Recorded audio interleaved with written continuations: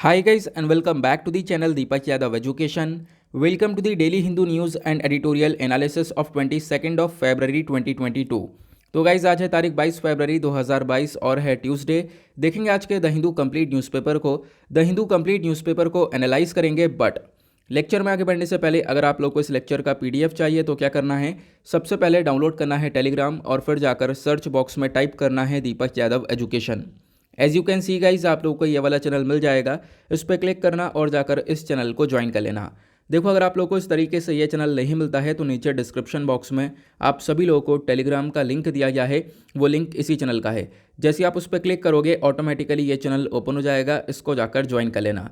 Join करने से फ़ायदा क्या होगा, यहाँ पर आप लोगों को डेली बेसिस पर लेक्चर का पीडीएफ मिल जाता है, डेली करंट अफेयर के वीडियो का पीडीएफ मिल जाता है और डेली बहुत सारे डिजिटल नोट्स मिल जाते हैं। ये सारी चीज़ें मिलती हैं बिल्कुल फ्री में, तो जाकर इसको ज़रूर ज्वाइन करना। नाउ बढ़ते हैं आगे बढ़ने से पहले हमेशा की तरह हम लोग अपने लेक्चर को एक मैप के क्वेश्चन के साथ स्टार्ट करेंगे। तो आज आप सभी लोगों को मैप में जाकर देखना है गल्फ ऑफ सिद्रा को कहाँ पर है ये एग्जैक्टली लोकेटेड, अच्छे से मैप में देखना। देन उसके बाद आकर नीचे कमेंट सेक्शन में टाइप करना, जिससे कि आप लोग इसको लंबे समय तक याद रख पाओगे। साथ ही साथ एक क्वेश्चन सॉल्व करेंगे जो कि यूपीएससी प्रीवियस ईयर 2018 के प्रीलिम्स में पूछा गया था। डेली बेसिस पर हम लोग यहाँ पर एक प्रीवियस ईयर क्वेश्चन को भी सॉल्व करते हैं। क्वेश्चन क्या बोलता है, देखो भारत ने the geographical indication of goods registration and protection act 1999 को बनाया है, जो कि जीआई टैग को लेकर काम करता है, ये आपको पता है।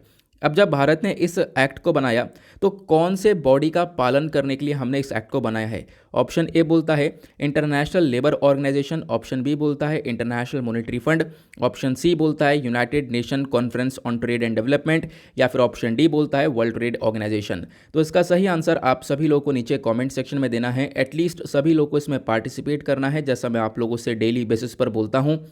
बाय द वे इसका जो करेक्ट आंसर है मैंने आप लोग को नीचे प्रोवाइड करवा दिया है, प्लस टेलीग्राम पर ही प्रोवाइड करवा दिया है, वहाँ से भी जाकर इसको चेकआउट कर सकते हो। देखो इसका आंसर नहीं मिलता है तो कोई परेशान होने की ज़रूरत नहीं है, वीडियो के लास्ट में भी मैं आप लोग को इसका करेक्ट आंसर प्रोवाइड करवा दूंगा। तो चलो शुरुआत करते हैं। पेज नंबर 1 पे ये है हमारा आज का सबसे पहला आर्टिकल। अब देखो इस आर्टिकल में कोई भी ऐसी इंपॉर्टेंट चीज़ नहीं है जो कि हमारे एग्जामिनेशन में डायरेक्टली पूछी जाए, लेकिन आपको पता होना चाहिए क्योंकि ये बहुत लंबे समय से चर्चा में है। हुआ क्या है, आज का आपने थंबनेल भी देखा होगा, जो लालू प्रसाद हैं इनको 5 साल की जेल की सज़ा दी गई है, साथ ही साथ इनके ऊपर 60 लाख का जुर्माना भी मारा गया है। और ये काम किसके थ्रू किया गया, सीबीआई के स्पेशल कोर्ट के थ्रू। क्यों किया गया मैं आपको सब समझाता हूँ। ये यहाँ पर जो केस है वो 5वां फॉर्डर स्कैम केस निकल कर आया। फॉर्डर मतलब जो चारा घोटाला आपने काफ़ी लंबे समय पहले से ही सुना होगा। तो चारा घोटाला काफ़ी लंबे समय से चर्चा में है और अभी पिछले कुछ दिनों पहले भी चर्चा में था। तो इसी के रिगार्डिंग ये 5वां चारा घोटाला केस निकल कर आया है, जिसके रिगार्डिंग यहाँ पर इनको सज़ा दी गई। ठीक है, अब यहाँ पर बोला गया जो सीबीआई की स्पेशल कोर्ट है, इन्होंने यहाँ पर मंडे में जो राष्ट्रीय जल जनता दल के चीफ है लालू प्रसाद जी, इनको यहाँ पर सज़ा दी, 5 साल की जेल दी और 60 लाख का जुर्माना मारा। मैंने आपको बताया ये यहाँ पर क्यों मारा गया, क्योंकि यहाँ पर जो ये फॉर्डर स्कैम है, जो चारा घोटाला है, इसका ये 5वां केस निकल कर आया है। बोला यह जाता है कि एक बार और, मतलब ये लास्ट केस है लेकिन यहाँ पर ये 5वां बोला जाता है कि इसमें क्या हुआ था, सरकारी खजाने से, खासकर जो ट्रेजरी है कहाँ पर, दोरांदा में, झारखंड के अंदर, यहाँ से लगभग 139.35 करोड़ रुपीस निकाला गया था 1992 से लेकर 1995 के बीच में। ये पैसा किस लिए निकाला गया था, ये निकाला गया था ताकि यहाँ पर चारा दिया जा सके। ठीक है, अब चारा आपको पता है गाय भैंसों के लिए जाता है, लेकिन यहाँ पर क्या हुआ, इस चारे को निकालने के बाद इसका प्रॉपर यूज़ नहीं हुआ। चारे के लिए पैसा तो निकला लेकिन वो पैसा मिनिस्टर्स के बीच में ही बट गया, यहाँ पर यही लोग खा गए। तो ये चीज़ें आप लोगों को देखने को मिलेंगी। तो ऐसा ही यहाँ पर हुआ था ये चारा घोटाला केस के अंदर, जिसको हम लोग फॉर्डर स्कैम के नाम से जानते हैं। अब यहाँ पर इनको सज़ा वगैरह मिली, वो बात अलग हुई। अब इनके बेटे यहाँ पर आते हैं, इनके बेटे यहाँ पर इसको अपोज करते हैं। इनका कहना यह है इनके बेटे का कि देखो बहुत बड़े बड़े केस हैं इंडिया के अंदर, आपको पता होगा विजय माल्या, नीरव मोदी, मेहुल चौकसी, इन्होंने बहुत बड़े बड़े यहाँ पर स्कैम किए हैं।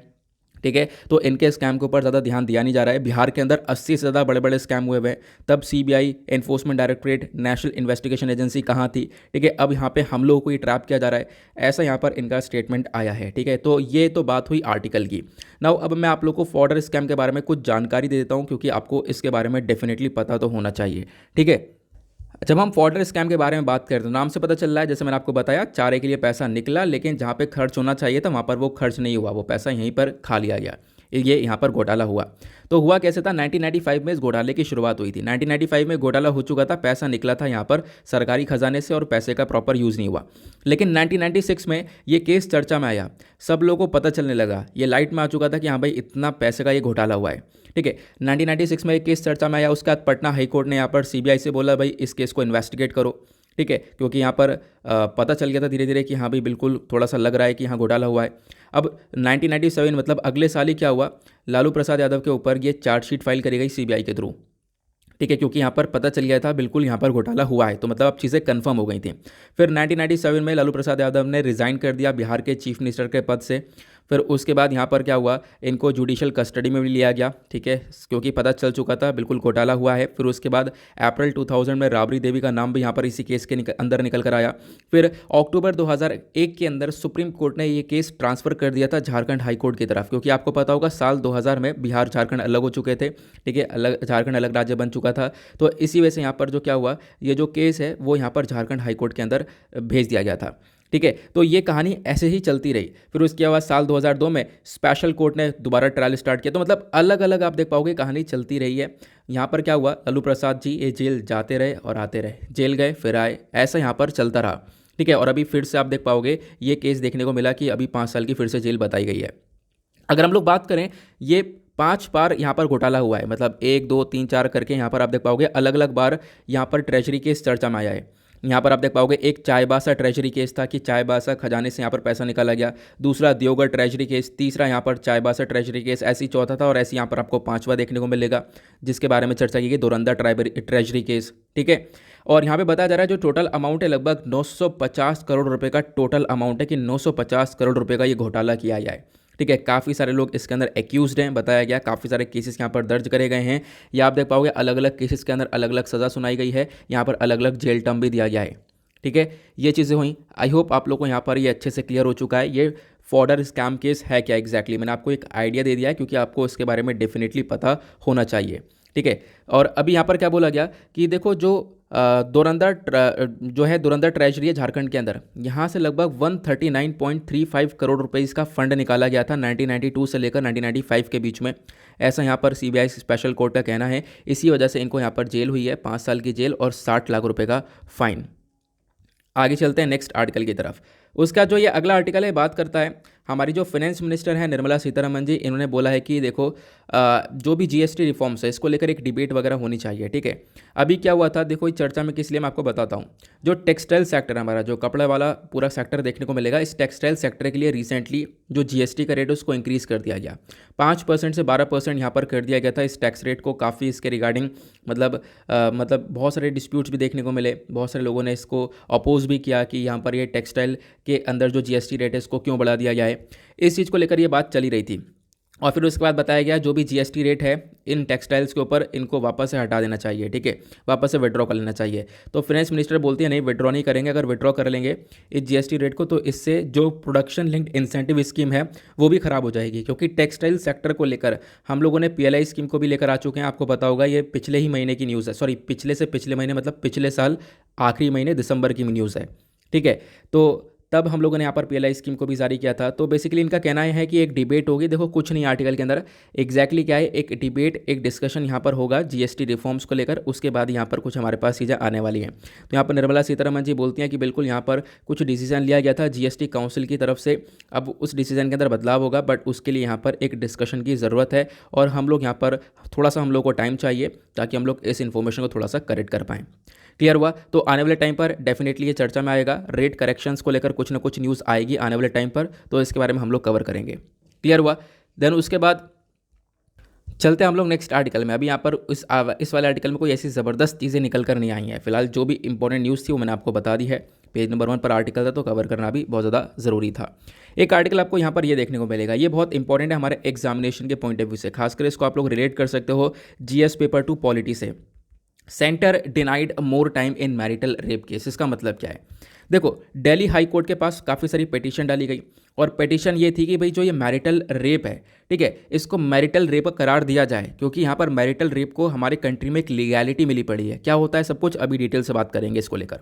तो दिल्ली हाई कोर्ट के अंदर पिटीशन डाली गई। दिल्ली हाई कोर्ट इन पिटीशन की सुनवाई कर रहा था। अब दिल्ली का हाई कोर्ट ने यहाँ पर मंडे में यहाँ पर बोला कि हम लोग अब केंद्र सरकार को ज़्यादा टाइम नहीं देंगे। केंद्र सरकार से यहाँ पर इनका स्टैंड मांगा गया है इस मैरिटल रेप को लेकर कि इसको क्रिमिनलाइज करना है या क्या करना है। तो हम लोग अब ज़्यादा टाइम नहीं देंगे, अब केंद्र सरकार को अपना यहाँ पर जो भी जवाब है वो बताना पड़ेगा कि हाँ इस मैरिटल रेप को क्रिमिनलाइज करना है या नहीं करना है। ठीक है, तो आगे हम लोग अब यहाँ पर टाइम नहीं देने वाले। और इसके रिस्पॉन्स में जो केंद्र सरकारों ने बोला कि देखो हम लोगों ने काफ़ी सारा डिस्कशन सेंड कर रखा है, कम्युनिकेट कर रहे हैं हम लोग सारे राज्यों से, यूनियन टेरिटरी से, उनसे यहाँ पर इन्फॉर्मेशन मांगी गई है इस पर्टिकुलर इशू के ऊपर, उनसे कमेंट मांगे गए हैं। ठीक है, तो अभी थोड़ा सा टाइम लगेगा, लेकिन अभी फिलहाल दिल्ली हाईकोर्ट ने बोला है कि हम आगे टाइम नहीं देंगे। तो ये एक थोड़ा सा डिस्प्यूट क्रिएट हो चुका है। बट अगर हम लोग बात करें आखिरकार इसका बैकग्राउंड क्या है जो हमारे एग्जामिनेशन के पॉइंट ऑफ व्यू से इंपॉर्टेंट हो सकता है, क्वेश्चन बन सकता है, वो यहाँ पे बात करता है मैरिटल रेप को लेकर, क्योंकि ये सारा विवाद तो मैरिटल रेप को लेकर है ना। तो मैं आपको समझाता हूँ। देखो, इस आर्टिकल को आप लोग जीएस पेपर 1 से रिलेट कर सकते हो और जीएस पेपर 2 से भी। जीएस पेपर 1 में हमारे काफ़ी टॉपिक्स मेंशन है, जैसे कि salient features of Indian society, role of women और इश्यूज रिलेटेड टू वुमेन करके, इनसे आप लोग रिलेट कर सकते हो। ये न्यूज़ में क्यों था, क्योंकि मैंने आपको बताया हाल ही में दिल्ली हाईकोर्ट के अंदर बहुत सारी पिटीशंस डाली गई कि भाई मैरिटल रेप को क्रिमिनलाइज किया जाए, और इसकी मांग भी करी गई क्रिमिनलाइज करना चाहिए।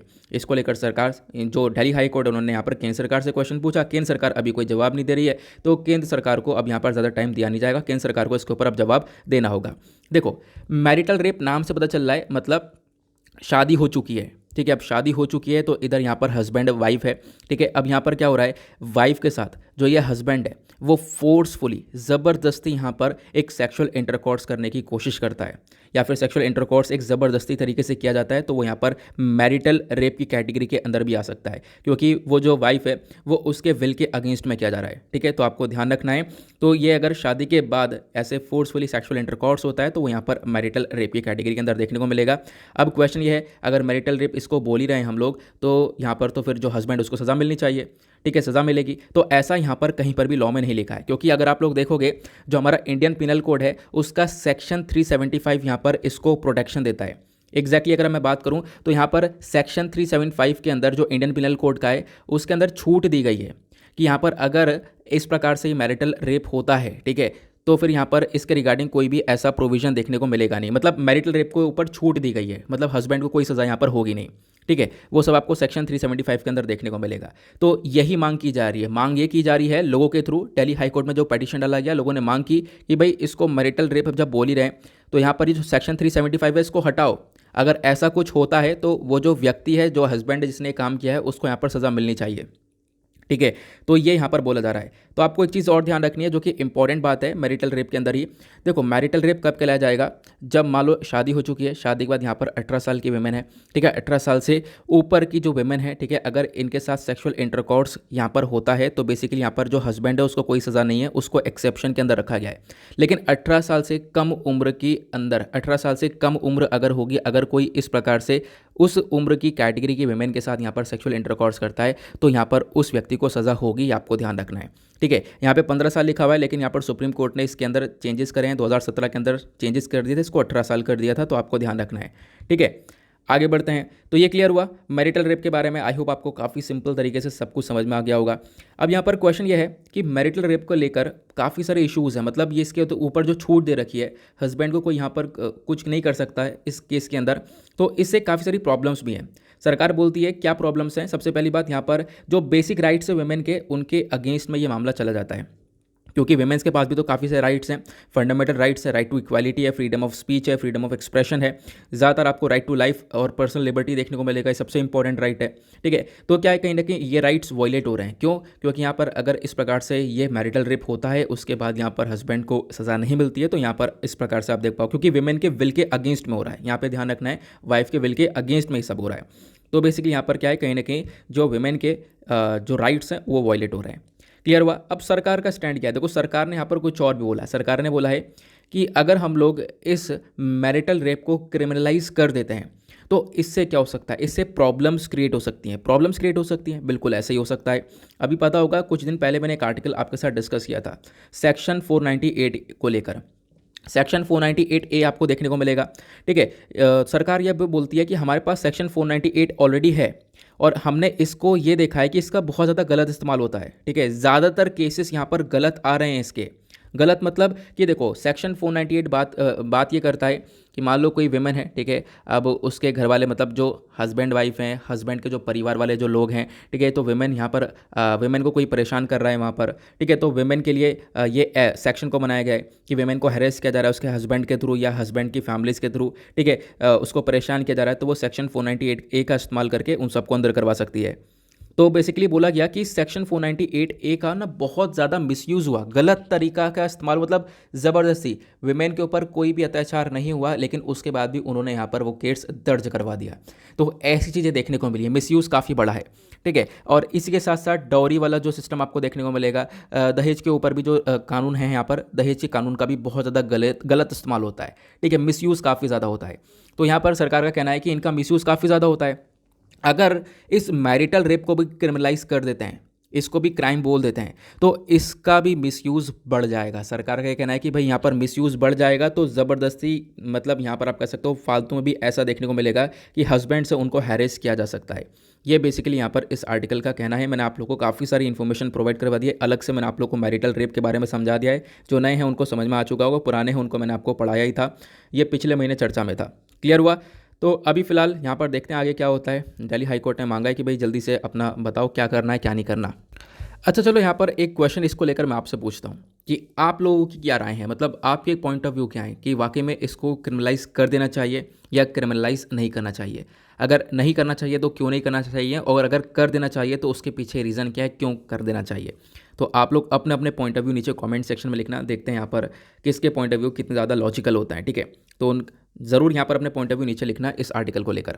आगे चलते हैं अगले आर्टिकल पर। now आते हैं नेक्स्ट आर्टिकल पर। ज़बरदस्त आर्टिकल है और इम्पॉर्टेंट है, यहाँ पर काफ़ी कुछ नया भी है। बात किया गई है हमारे जो प्रेसिडेंट है रामनाथ कोविंद जी, उन्होंने बताया जो हमारी नेवी है वो प्रिपेयर है हर एक कठिनाई के लिए, हर एक यहाँ पर चीज़ के लिए बिल्कुल हमारी नेवी तैयार है। ये सारी चीज़ें कैसे बताई गई, क्यों बताई गई, मैं आपको समझाता हूँ।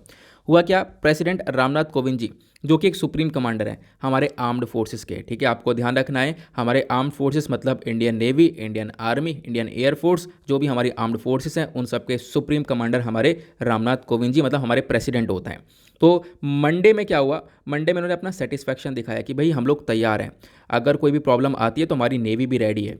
हुआ क्या, तो मंडे में यहाँ पर इन्होंने रिव्यू किया है India fleet as a part of presidential fleet review. आपको ध्यान रखना है इंडियन फ्लीट।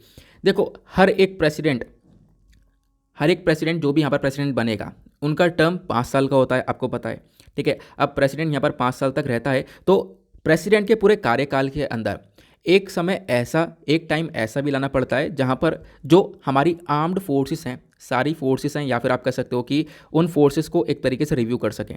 तो यहाँ पर बेसिकली यही हुआ, प्रेसिडेंशियल फ्लीट रिव्यू किया गया। तो मंडे में यहाँ पर ये प्रेसिडेंशियल फ्लीट रिव्यू हुआ है। यहाँ पर आप लोग देख पाओगे, यहाँ पर एक आपको प्रेसिडेंट का याक देखने को मिलेगा जिसको हम लोग जानते हैं INS सुमित्रा के नाम से, ठीक है। इस शिप के अंदर आप कह सकते हो प्रेसिडेंट को यहाँ पर इस शिप के अंदर प्रेसिडेंट खड़े हो जाएंगे, यहाँ पर प्रेसिडेंट रहेंगे। फिर उसके बाद विशाखापत्तनम में बहुत सारे जो जहाज़ वगैरह हैं वो सब यहाँ पर खड़े रहेंगे, हमारे प्रेसिडेंट उनको रिव्यू करेंगे, उनको देखेंगे। तो ये ना हर एक प्रेसिडेंट के कार्यकाल के अंदर होता है जिसको हम लोग प्रेसिडेंशियल फ्लीट रिव्यू बोलते हैं, ठीक है। अब क्या है ना, हमारे रामनाथ कोविंद जी 5 साल के लिए भी हैं, तो अब 2022 के अंदर इनका जो है ये कार्यकाल एंड हो जाएगा। तो इसी वजह से यहाँ पर आप कह सकते हो इस साल हम लोगों ने ये प्रेसिडेंशियल फ्लीट रिव्यू कर दिया है, जहाँ पे प्रेसिडेंट गए हमारे विशाखापत्तनम, हमारे जहाज़ देखे उन्होंने, उनको रिव्यू किया कैसी चीज़ें चल रही हैं हमारी। तो और उसके बाद यहाँ पर रिव्यू करने के बाद इन्होंने बताया कि बिल्कुल जो इंडियन नेवी है वो बिल्कुल प्रिपेयर है, हम लोगों के पास काफ़ी अच्छी मतलब तैयारी देखने को मिलती है, अगर कोई भी यहाँ पर प्रॉब्लम्स आती हैं तो बिल्कुल हम लोग रेडी हैं, ठीक है। ये इन्होंने यहाँ पर बताया। साथ साथ इन्होंने और भी चीज़ें बताई कि देखो जो इंडियन ओशन है वो एक मेजर पार्ट है, और इंडियन ओशन का जो इंपॉर्टेंस है भारत के लिए बहुत ज़्यादा है।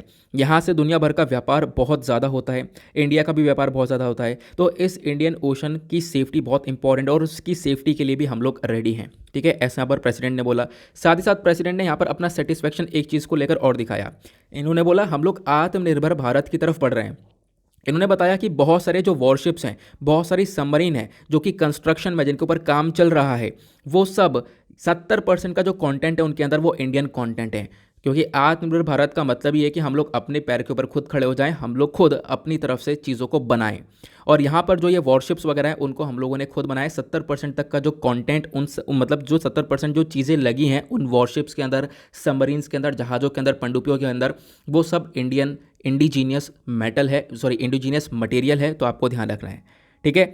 साथ साथ इन्होंने यहाँ पर अपना एक तरीके से हैप्पीनेस दिखाया, अपनी खुशी दिखाई किस चीज़ के ऊपर कि हम लोग अभी INS विक्रांत जो हमारा एयरक्राफ्ट कैरियर है, ठीक है, ये भी यहाँ पर पूरी तरह से रेडी है। आप लोग देख पाओगे इसके ऊपर भी हम लोगों ने काफ़ी प्रोग्रेस किया है और इसको हमने खुद बनाया है। सबसे बड़ी बात है इसको खुद बनाया है, तो यहाँ पर भी खुशी दिखाई और बताया प्रेसिडेंट ने कि बिल्कुल हम लोग हर तरफ से रेडी हैं, हम लोग काफ़ी अच्छा काम कर रहे हैं, इंडिया आज के टाइम पर काफ़ी बेहतरीन तरीके से काम कर रहा है। ठीक है, तो इस आर्टिकल के अंदर आपको ध्यान रखना था ये प्रेसिडेंशियल फ्लीट रिव्यू क्या होता है। हर एक प्रेसिडेंट के कार्यकाल में एक बार आता है जहाँ पे प्रेसिडेंट हमारे जहाज़ वगैरह को देखते हैं, जैसा कि अब की बार ये हुआ है। हमारे रामनाथ कोविंद जी ने यहाँ पर ये काम किया और फिर उन्होंने बताया कि बिल्कुल सब कुछ सही है और हम लोग रेडी हैं। क्लियर हुआ। आगे चलते हैं नेक्स्ट आर्टिकल की तरफ। ना अगले पेज पर आपको ये दो छोटे छोटे आर्टिकल देखने को मिलेंगे। इंपॉर्टेंट दोनों ही हैं, ये ज़्यादा इंपॉर्टेंट आपको देखने को मिलेगा। हुआ क्या है हम लोग डिस्कस करते हैं। पेगासस का इशू आपने सुना होगा, ठीक है, जो पेगासस स्पाईवेयर है इसका इशू बहुत ज़्यादा चर्चा में था। और कब से चर्चा में है? ये पिछले साल से चर्चा में है, काफ़ी महीने हो चुके हैं रेगुलर चर्चा में है, तो आपको इसके बारे में पता होना चाहिए। मैंने काफ़ी बार पढ़ा रखा है, लेकिन इसको हमने पेगासस जो ये स्पाईवेयर का इशू है इसको हम लोगों ने जनवरी में लगभग 14-15 जनवरी के आसपास पढ़ा था, तो महीने भर से ज़्यादा हो चुका है। तो आज हम लोग एक बार रिवाइज़ करेंगे। ठीक है, अब यहाँ पर क्या है, फिलहाल तो रिवाइज करने के साथ साथ हम करंट इशू भी पढ़ेंगे एग्जैक्टली क्या हुआ है। सुप्रीम कोर्ट ने यहाँ पर इस पेगासस वाले इशू को डिसाइड किया। इसकी जो सुनवाई है वो कल होगी, वेडनेसडे में यहाँ पर देखो इसकी सुनवाई होने वाली है।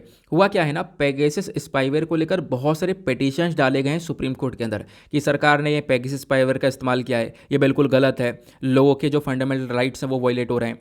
तो इस चीज़ को देखते हुए काफ़ी सारे पिटीशंस डाले गए। अब उन पिटीशंस को देखते हुए यहाँ पर क्या हुआ था, सुप्रीम कोर्ट ने अक्टूबर के मंथ में एक कमेटी को बनाया था। ठीक है, और वो एक तरीके से कमेटी बनाई गई थी RV रविंद्रन साहब जी के नाम पर। मैं आपको बताता हूँ, अक्टूबर में एक कमेटी बनाई गई। ये कमेटी आज के टाइम पर काम कर रही है। कमेटी यहाँ पर इन्वेस्टिगेट कर रही है, पता लगा रही है कि वाकई में जो ये पेगासस स्पाईवेयर है इसको हमारी सरकार ने, हमारी जो इंडियन गवर्नमेंट है उन्होंने यहाँ पर यूज़ किया है नहीं किया है। तो इसको लेकर यहाँ पर ये जो कमेटी है वो एक तरीके से चीज़ें तैयार कर रही है, इसलिए हमने एक कमेटी तैयार करी थी। ठीक है, तो यहाँ पर आप देख पाओगे जो हमारे चीफ जस्टिस ऑफ इंडिया हैं इन्होंने यहाँ पर 46 पेज का ऑर्डर अक्टूबर 27 में लेकर आए थे और बताया कि भाई एक कमेटी बनानी है और एक कमेटी को बनाया गया। इस कमेटी के बारे में आप लोगों को सारी चीज़ें बताऊंगा क्योंकि बहुत बहुत बहुत इंपॉर्टेंट है वो। ठीक है, क्योंकि कमिटीज़ आपको पता है कितनी इंपॉर्टेंट हो जाती हैं। तो अब पेगासस स्पाईवेयर को लेकर भी एक कमेटी है, एक नई कमेटी आ चुकी है जो कि आपको पढ़नी है। ठीक है, अभी मैं आपको बताऊंगा उसके बारे में। तो बेसिकली क्या हुआ, ये जो पिटीशंस वगैरह हैं, जो भी चीज़ें हैं, उन सब की सुनवाई कल सुप्रीम कोर्ट करने वाला है पेगासस स्पाईवेयर को लेकर।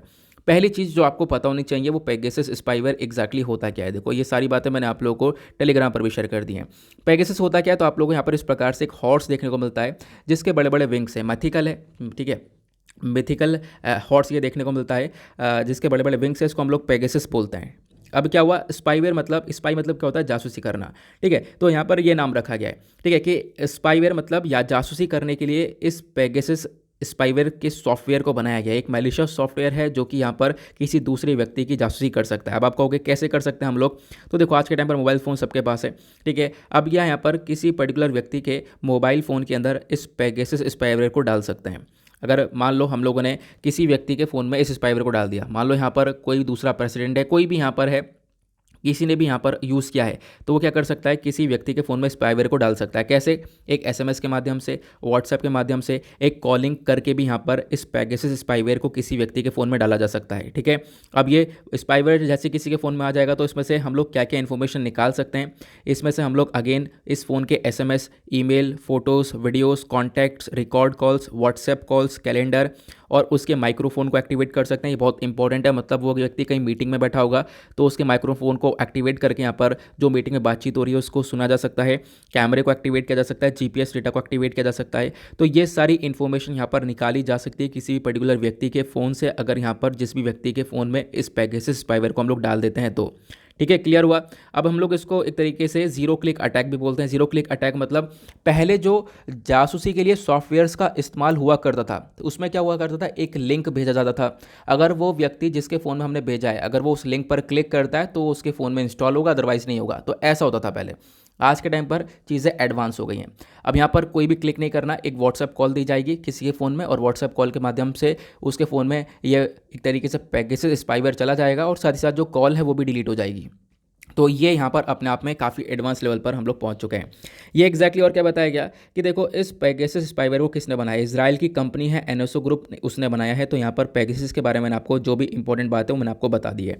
ठीक है, तो अगर आप लोगों को पेगासस के बारे में लिखना है कुछ कि क्या लिखूँ मैं क्या नहीं लिखूँ, जो भी बताया है मैंने आपको वो सब यहाँ पर आपको लिखित में दे दिया है, जैसे आप लोग देख पाओगे। एक टाइप का ये मैलिशियस सॉफ्टवेयर है। ठीक है, यहाँ पर कैसे हम लोग यूज़ कर सकते हैं। इस पेगासस स्पाईवेयर को डेवलप किया है इजराइल की फर्म एनएसओ ग्रुप ने। इसको सेटअप किया गया था 2010 के अंदर। ये मैंने आप लोगों को लिखित में प्रोवाइड करवा दिया है। ठीक है, एक जीरो क्लिक अटैक क्या होता है अभी मैंने आप लोगों को समझाया। अब इस पेगासस स्पाईवेयर का टारगेट किस किस को बनाया जा रहा है, देखो टारगेट के अंदर ह्यूमन राइट एक्टिविस्ट हैं। ठीक है, कंट्रीज परचेज कर रही हैं। सऊदी अरेबिया ने परचेज किया था, बांग्लादेश ने परचेज किया इजराइल से, तो यहाँ पर अलग अलग कंट्रीज यहाँ पे परचेज कर रही हैं। ठीक है, ये आपको ध्यान रखना है। और यहाँ पर इंडियन गवर्नमेंट के ऊपर भी एलिगेशन लगता है कि भारत सरकार ने भी यहाँ पर इसको परचेज किया है। ठीक है, ठीक है, तो मतलब पहले भी अभी रिसेंटली भी काफ़ी सारी रिपोर्ट्स वगैरह आई थी, ये आपको पता होगा, है ना। तो फिर क्या हुआ, ये जो पेगासस स्पाईवेयर कंट्रीज़ को परचेज करिए ताकि जासूसी की जा सके। और ज़्यादातर ये किन किन लोगों के ऊपर इस्तेमाल हो रहा है, जर्नलिस्ट के ऊपर, लॉयर्स के ऊपर। ठीक है, ओपोजिशन पार्टीज़ के लीडर्स जो हैं उनके ऊपर यहाँ पर इस पेगासस स्पाईवेयर का बहुत ज़्यादा इस्तेमाल हो रहा है, ये आप लोग को ध्यान रखना है। ठीक है, अब मैंने आपको पेगासस के बारे में बता दिया। अब ये पिछले साल काफ़ी चर्चा में था, तो अक्टूबर के महीने में जब सुप्रीम कोर्ट के पास काफ़ी सारे पिटीशन आ गए तो सुप्रीम कोर्ट ने बोला एक कमेटी बनाओ। ठीक है, और कमेटी यहाँ पर सुप्रीम कोर्ट ने बनाई। तो रिसेंटली क्या हुआ, सुप्रीम कोर्ट ने अपॉइंट किया एक एक्सपर्ट कमेटी को।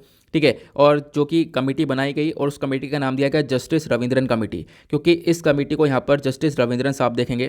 ठीक है, तो आपको ध्यान रखना है जस्टिस रविंद्रन कौन है, तो ये एक रिटायर्ड एपेक्स कोर्ट के जज हैं।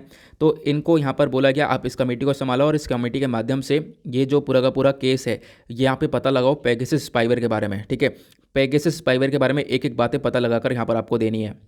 तो ये कमेटी बनाई गई थी और यहाँ पर रिकमेंडेशन दिया गया। और साथ साथ हाँ एक चीज़ और, यहाँ पर सुप्रीम कोर्ट ने कमेटी क्यों बनाई, सुप्रीम कोर्ट का कहना यह है कि ये जो पेगासस स्पाईवेयर है अगर वाकई में इसका इस्तेमाल हो रहा है तो कहीं ना कहीं लोगों का जो राइट टू प्राइवेसी है, राइट टू प्राइवेसी जो कि एक फंडामेंटल राइट है, आपको पता होगा 2017 के अंदर जो केस पुत्तस्वामी केस है वहाँ पर सुप्रीम कोर्ट ने बोला था यहाँ पर ये जो राइट टू प्राइवेसी वो एक फंडामेंटल राइट है। यहाँ पर सुप्रीम कोर्ट कह रहा है कहीं ना कहीं इस राइट टू प्राइवेसी का वॉयलेशन हो रहा है अगर यहाँ पर इस पेगासस स्पाईवेयर का इस्तेमाल हो रहा होगा। तो साथ साथ बताया गया सर्विलांस ऑन इस फ्री स्पीच, मतलब कि देखो आज के टाइम पर हमारे पास दूसरा फंडामेंटल राइट कौन सा है, हमारे पास फ्रीडम है कि हम लोग यहाँ पर खुलकर बोल सकते हैं, अपने आप को एक्सप्रेस कर सकते हैं, फ्री स्पीच का आपको प्रोसेस देखने को मिलेगा।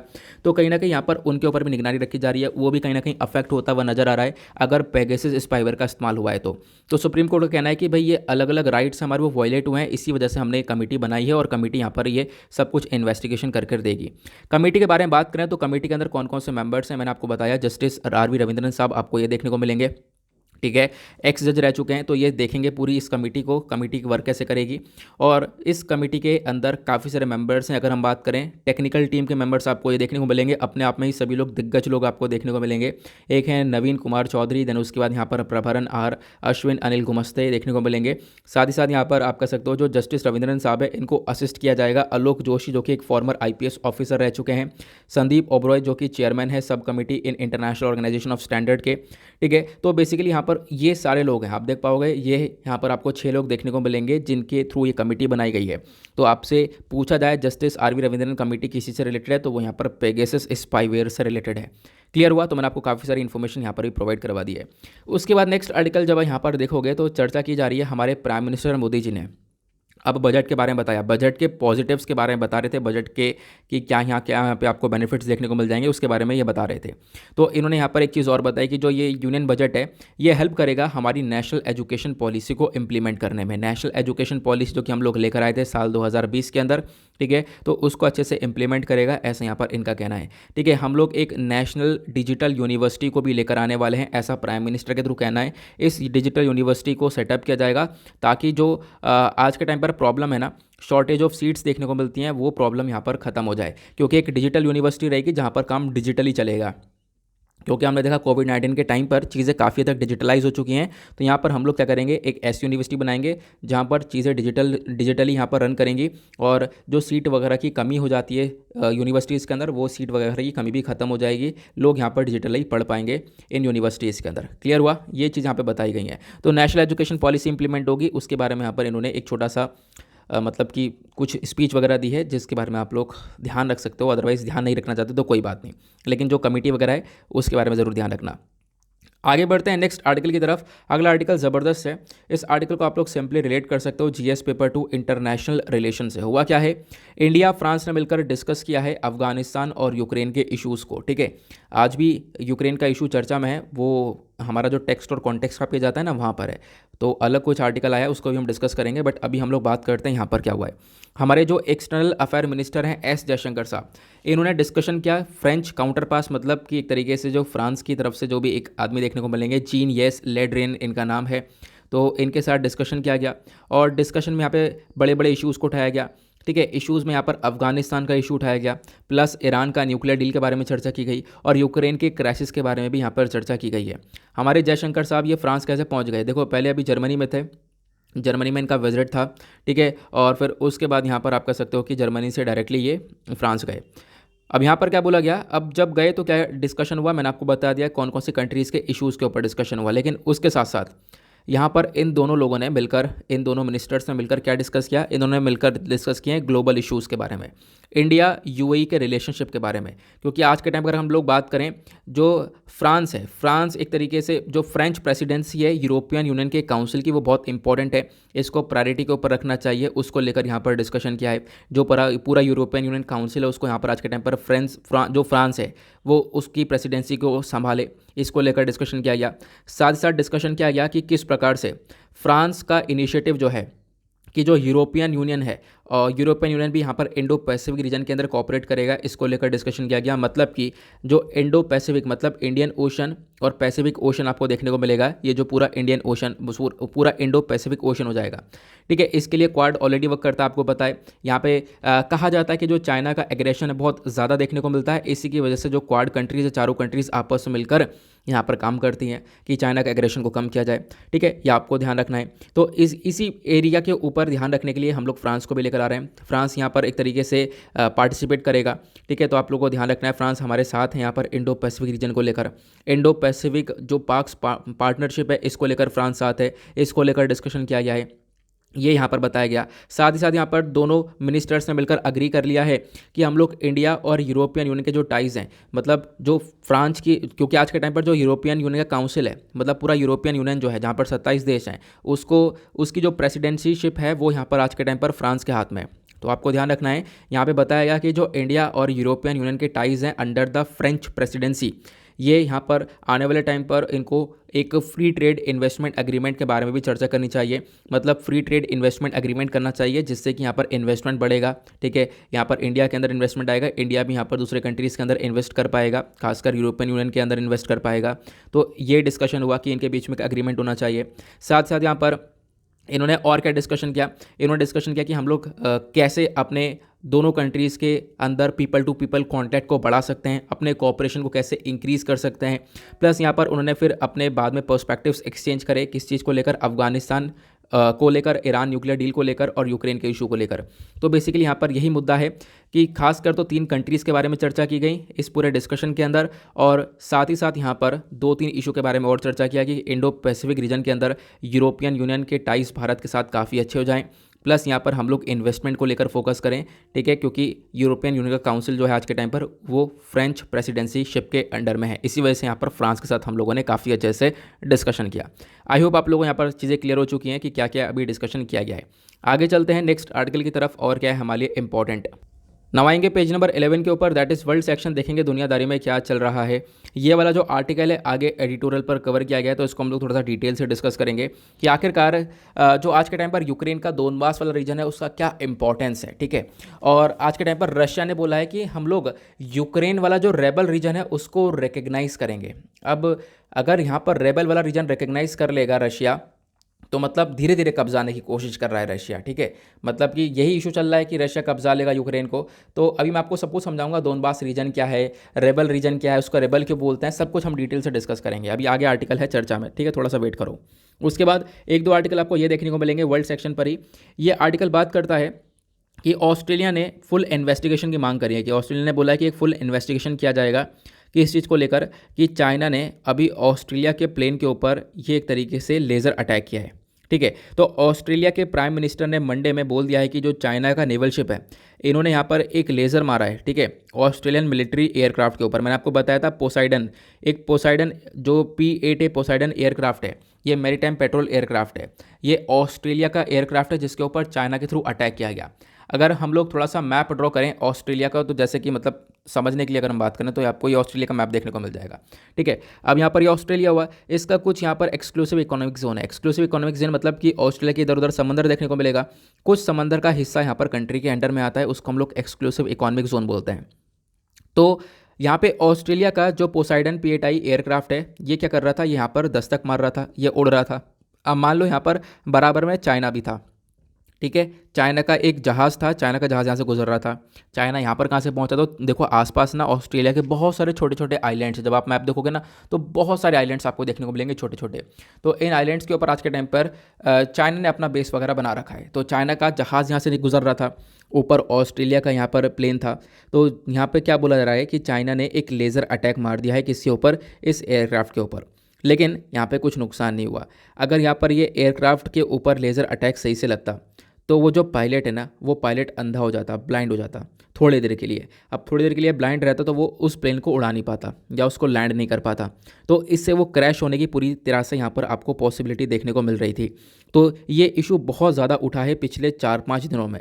अब इसी इशू को देखते हुए यहाँ पर जो ऑस्ट्रेलियन प्राइम मिनिस्टर हैं स्कॉट मॉरिसन, इन्होंने बोला कि हम लोग अब इन्वेस्टिगेशन करेंगे इसको लेकर, और पूरी तरह से full investigation, full Chinese investigation यहाँ पर किया जाएगा। इसके लिए यहाँ पर एक गुहार लगाई गई है। क्लियर हुआ? तो मैंने आपको बता दिया कि एग्जैक्टली क्या क्या हुआ है, बहुत सिंपल से शब्दों में, ठीक है। वही चीज़ें आपको यहाँ पर लिखी हुई देखने को मिलेंगी जो कि मैंने अभी आप लोगों को बताया है। आगे बढ़ते हैं। उसके बाद आपको ये वाला आर्टिकल देखने को मिलेगा। यहाँ पे बोला जा रहा है जो तालिबान है जिसने अफगानिस्तान के ऊपर पूरी तरह से कब्जा कर रखा है। तालिबान यहाँ पर अपनी एक ग्रैंड आर्मी, मतलब एक बड़ी सी आर्मी क्रिएट करने वाला है, ऐसा बताया जा रहा है, या फिर क्रिएट कर रहा है और पूरी तरह से क्रिएट कर देगा। तो तालिबान यहाँ पर एक ग्रैंड आर्मी बना रहा है अफगानिस्तान के लिए। तो ध्यान रखना, इसमें काफ़ी सारे सोल्जर्स वगैरह होंगे जो कि यहाँ पर पहले भी एक तरीके से पहले के शासन में रहे हैं। तो यहाँ पर तो उनको एक तरीके से सोल्जर्स की तरह रखा जाएगा और अपनी आर्मी को बढ़ाया जाएगा। बताया ये जा रहा है कि तालिबान ने लगभग 81 जो हेलीकॉप्टर्स हैं, जो प्लेन्स हैं, उनको वापस से सही किया है। और बहुत सारे जो वेपन्स वगैरह हैं वो जो यूएस है वो छोड़ चुका था, क्योंकि यूएस आपको पता है अगस्त के महीने में, पिछले साल अगस्त के महीने में अफगानिस्तान को छोड़ के निकल गया था। तो काफ़ी सारी चीज़ें जो छोटे छोटे वेपन्स हो गए, हैवी वेपन्स हो गए बड़े बड़े, वो सब यहाँ पर यूएस छोड़कर जा चुका है। तो वो सब आज के टाइम पर यहाँ पर तालिबान के कंट्रोल में आ चुका है, ये यहाँ पर बताया गया। तो तालिबान इन सब का यूज़ करके एक बहुत बड़ी आर्मी क्रिएट कर रहा है, ये यहाँ पर एक न्यूज़ निकल कर आती है। ओके, आई होप आपको ये भी आर्टिकल क्लियर हुआ। नेक्स्ट आर्टिकल पर आते हैं। नेक्स्ट पेज पर चलेंगे, page number 12, that is business section. यहाँ पर आते हैं आर्टिकल्स इकोनॉमी से रिलेटेड। इकलौता सा आर्टिकल है। देखो, इकोनॉमी के जो आर्टिकल्स होते हैं ना, वो ज़्यादातर टर्म्स बेस्ड जो होता है ना, उनको कवर किया करो। अब जैसे ये आर्टिकल है, ये बहुत सिंपल सा है, इसके अंदर कोई भी ऐसा लॉजिक नहीं देखने को मिलेगा। हुआ क्या, फाइनेंस मिनिस्टर ने बैंक से बोला, मतलब बैंकों से बोला कि आप जो भी लोन्स हैं उनको, मतलब जो भी लोन दे रहे हो उसको हैसल फ्री कर दो, ज़्यादा परेशानी ना हो लोन देने वगैरह में, और जो व्यक्ति लोन ले रहा है उसको भी ज़्यादा परेशानी ना हो, वो आराम से लोन ले पाए, ठीक है। ये यहाँ पर आपको देखने को मिलेगा। तो ये बेसिकली यहाँ पर बोला गया। तो क्या हुआ, इंडियन बैंक्स को ज़रूरत है कि वो ज़्यादा कस्टमर फ्रेंडली बने, ऐसा हमारे फाइनेंस मिनिस्टर निर्मला सीतारमण जी ने बोला। और यही बात यहाँ पर जो एसबीआई के चीफ हैं इनके थ्रू भी बोला गया कि बिल्कुल ऐसा होना चाहिए, ठीक है। स्टेट बैंक ऑफ इंडिया के जो चेयरमैन हैं दिनेश खरा, इन्होंने बोला कि बिल्कुल यहाँ पर ऐसा ही किया जाएगा। जो लोन्स वगैरह हैं वो एक तरीके से हेसल फ्री होना चाहिए, ठीक है, जिससे कि यहाँ पर लोन्स ज़्यादा से ज़्यादा यहाँ पर दिया जा सके। इससे डेफिनेटली रिटर्न भी काफ़ी सारा आएगा। साथ ही साथ यहाँ पर जो हमारी फाइनेंस मिनिस्टर हैं इन्होंने यहाँ पर ये भी बोला जो लोन्स हैं वो हेसल फ्री ज़्यादा लोगों के लिए, और साथ ही साथ वुमेंस के लिए और ज़्यादा हेसल फ्री होने चाहिए, मतलब कि ज़्यादा कोई परेशानी ना हो वुमेंस को खासकर। और साथ ही साथ हमारे प्राइम मिनिस्टर ने भी इस चीज़ को लेकर बोला है कि देखो हम लोग अलग अलग स्कीम्स लेकर आ रहे हैं, ठीक है, मुद्रा और स्वनिधि स्कीम्स लेकर आए, जहाँ पर जो बिल्कुल गरीब आदमी, पुअरेस्ट ऑफ द पुअर, और गरीब से भी गरीब आपको इंसान देखने को मिलेगा, उनको यहाँ पर लोन दिया जाए, ठीक है, उनको लोन दिया जाए और उनसे कोई सिक्योरिटी ना रखी जाए, उनसे कोई सिक्योरिटी ना ली जाए, इसको लेकर भी फोकस किया जा रहा है। तो बेसिकली लोन को काफ़ी ईज कर दिया जाए, वो ज़्यादा मैटर करेगा, ऐसा यहाँ पर बोला जा रहा है, ठीक है। यहाँ पर आपको ध्यान रखना है। तो लोन्स वगैरह बहुत इंपॉर्टेंट है, लोन्स यहाँ पर जाएंगे लोगों तक तो लोगों भी यहाँ पर काफ़ी हद तक रिकवर कर पाएंगे। तो लोन को हैसल फ्री बनाने के बारे में एक स्टेटमेंट दिया गया है। अब कोई ऐसी इंपॉर्टेंट इन्फॉर्मेशन या एग्जामिनेशन में यूज़ करने वाला कोई टर्म, कोई ऐसी इंपॉर्टेंट ऐसी चीज़ नहीं है, ठीक है। तो इसके बारे में आप लोग मतलब ध्यान रख सकते हो, इसको हमेशा याद रख सकते हो, इसमें कोई ऐसी बातें वैसे देखने को मिलेंगी नहीं। नाउ हम लोग चलते हैं अब नेक्स्ट पेज पर। तो यहाँ पर स्पोर्ट्स सेक्शन है, देखो स्पोर्ट्स सेक्शन इंपॉर्टेंट नहीं है यार, ठीक है। अब आप कहोगे एक बार क्वेश्चन आया तो एक बार आया है, थोड़ा सा यहाँ पर देख लेते हैं, अभी फिलहाल इंपॉर्टेंट यहाँ पर नहीं है। स्पोर्ट्स पे भी कोई ऐसे आर्टिकल जो भी ज़्यादा ज़बरदस्त होते हैं कि हाँ भाई बहुत ज़्यादा चर्चा में स्पोर्ट आर्टिकल, वो हमारे न्यूज़पेपर में आगे वाले पेजेस में कवर हो जाते हैं, अगर आप लोगों ने देखा हो तो, ठीक है। ये क्योंकि हम लोग कवर करें एनालिसिस तो हमें पता है यहाँ पर क्या होता है कि बहुत सारे जो आर्टिकल्स हैं वो स्पोर्ट्स सेक्शन के जो बहुत ज़्यादा इंपॉर्टेंट होते हैं, बहुत बड़ी न्यूज़ होती है, वो आगे पेजेस पर कवर हो जाती है, तो वहाँ से आपके आर्टिकल्स कवर हो जाते हैं। और जो यूपीएससी में क्वेश्चन पूछे गए थे स्पोर्ट्स सेक्शन को लेकर वो वही वाले क्वेश्चन थे, प्रीवियस ईयर में जो क्वेश्चन पूछे गए थे वो वही वाले क्वेश्चन थे, जो कि एक बड़ी न्यूज़ बनी हुई थी और वो सब फ्रंट पेज पे आ जाता है। तो उसके लिए परेशान मत होना, क्योंकि कोई भी स्पोर्ट्स का आर्टिकल जो भी इंपॉर्टेंट होगा वो आपको छूटेगा नहीं, वो पेज नंबर 1 पर आ जाता है। ओके, नाउ हम लोग चलते हैं अपने एडिटोरियल पर, देखेंगे इंपॉर्टेंट एडिटोरियल्स को। तो हमारे पास काफ़ी इंपॉर्टेंट एडिटोरियल्स है, पर्टिकुलरली यहाँ पर 3 आर्टिकल आपको देखने को मिलेंगे। ये आर्टिकल बात करता है कि इंडिया और चाइना को लेकर चाइना ने कितने सारे वॉयलेशंस करे हैं, हम लोग को कुछ और ज़रूरत है, हम लोग को लॉ इंप्लीमेंट करने की ज़रूरत है, ठीक है। चाइना ने काफ़ी सारे कानून तोड़े हैं, काफ़ी सारे एग्रीमेंट्स तोड़े हैं, उसके बारे में बताया है प्रभाष रंजन साहब ने, ठीक है। तो डिस्कस करेंगे इस वाले आर्टिकल को। साथ साथ यहाँ पे बताया गया एमजी नरेगा के अंदर अभी जो बजट आया है, ठीक है, उसने एमजी नरेगा के अंदर काफ़ी सारा पैसा अनाउंस नहीं किया है, पैसे का डिक्लाइन काफ़ी देखने को मिला है, तो एमजी नरेगा पहले से सफ़र कर रहा है। तो इसके ऊपर काफ़ी सारे क्वेश्चन उठे हैं, ठीक है। जो बजट का एस्टिमेशन है एमजी नरेगा के ऊपर, उसको लेकर यहाँ पर ऑथर ने क्वेश्चन उठाया, तो डिस्कस करेंगे क्या प्रॉब्लम्स देखने को मिल रही है एमजी नरेगा को लेकर और प्लस क्या दिक्कतें हैं। अगला आर्टिकल ये भी ज़बरदस्त है, यहाँ पर बात की गई है प्रोटेक्ट द मदर टंग करके, क्योंकि रिसेंटली आपको पता होगा हम लोगों ने अभी एक डे सेलिब्रेट किया, इंटरनेशनल मदर लैंग्वेज डे, ठीक है। तो यहाँ पर अभी क्या हुआ कि अपनी लैंग्वेज जो भाषा है उसके प्रोटेक्शन को लेकर यहाँ पर चर्चा की गई, तो डिस्कस करेंगे यहाँ पर क्या क्या बोला गया। फिर उसके बाद हमारा टेक्स्ट और कॉन्टेक्स्ट पर एक आर्टिकल आपको देखने को मिलेगा, ठीक है। मैं आपको दिखा देता हूँ वो टेक्स्ट और कॉन्टेक्स्ट वाला आर्टिकल, यहाँ पर आप देख पाओगे। आज पूरे पेपर पर एक ही आर्टिकल आया है, the crisis in Ukraine's Donbas region. जो यूक्रेन का दोनबास रीजन है उसके अंदर क्या क्या विवाद हो रहे हैं वो सब हम डिस्कस करेंगे। एक मैप दिया है, मतलब पूरे पेज पर आपको एक आर्टिकल ही देखने को मिलेगा, तो डिस्कस करेंगे इस इशू को, समझ लेंगे अच्छे से।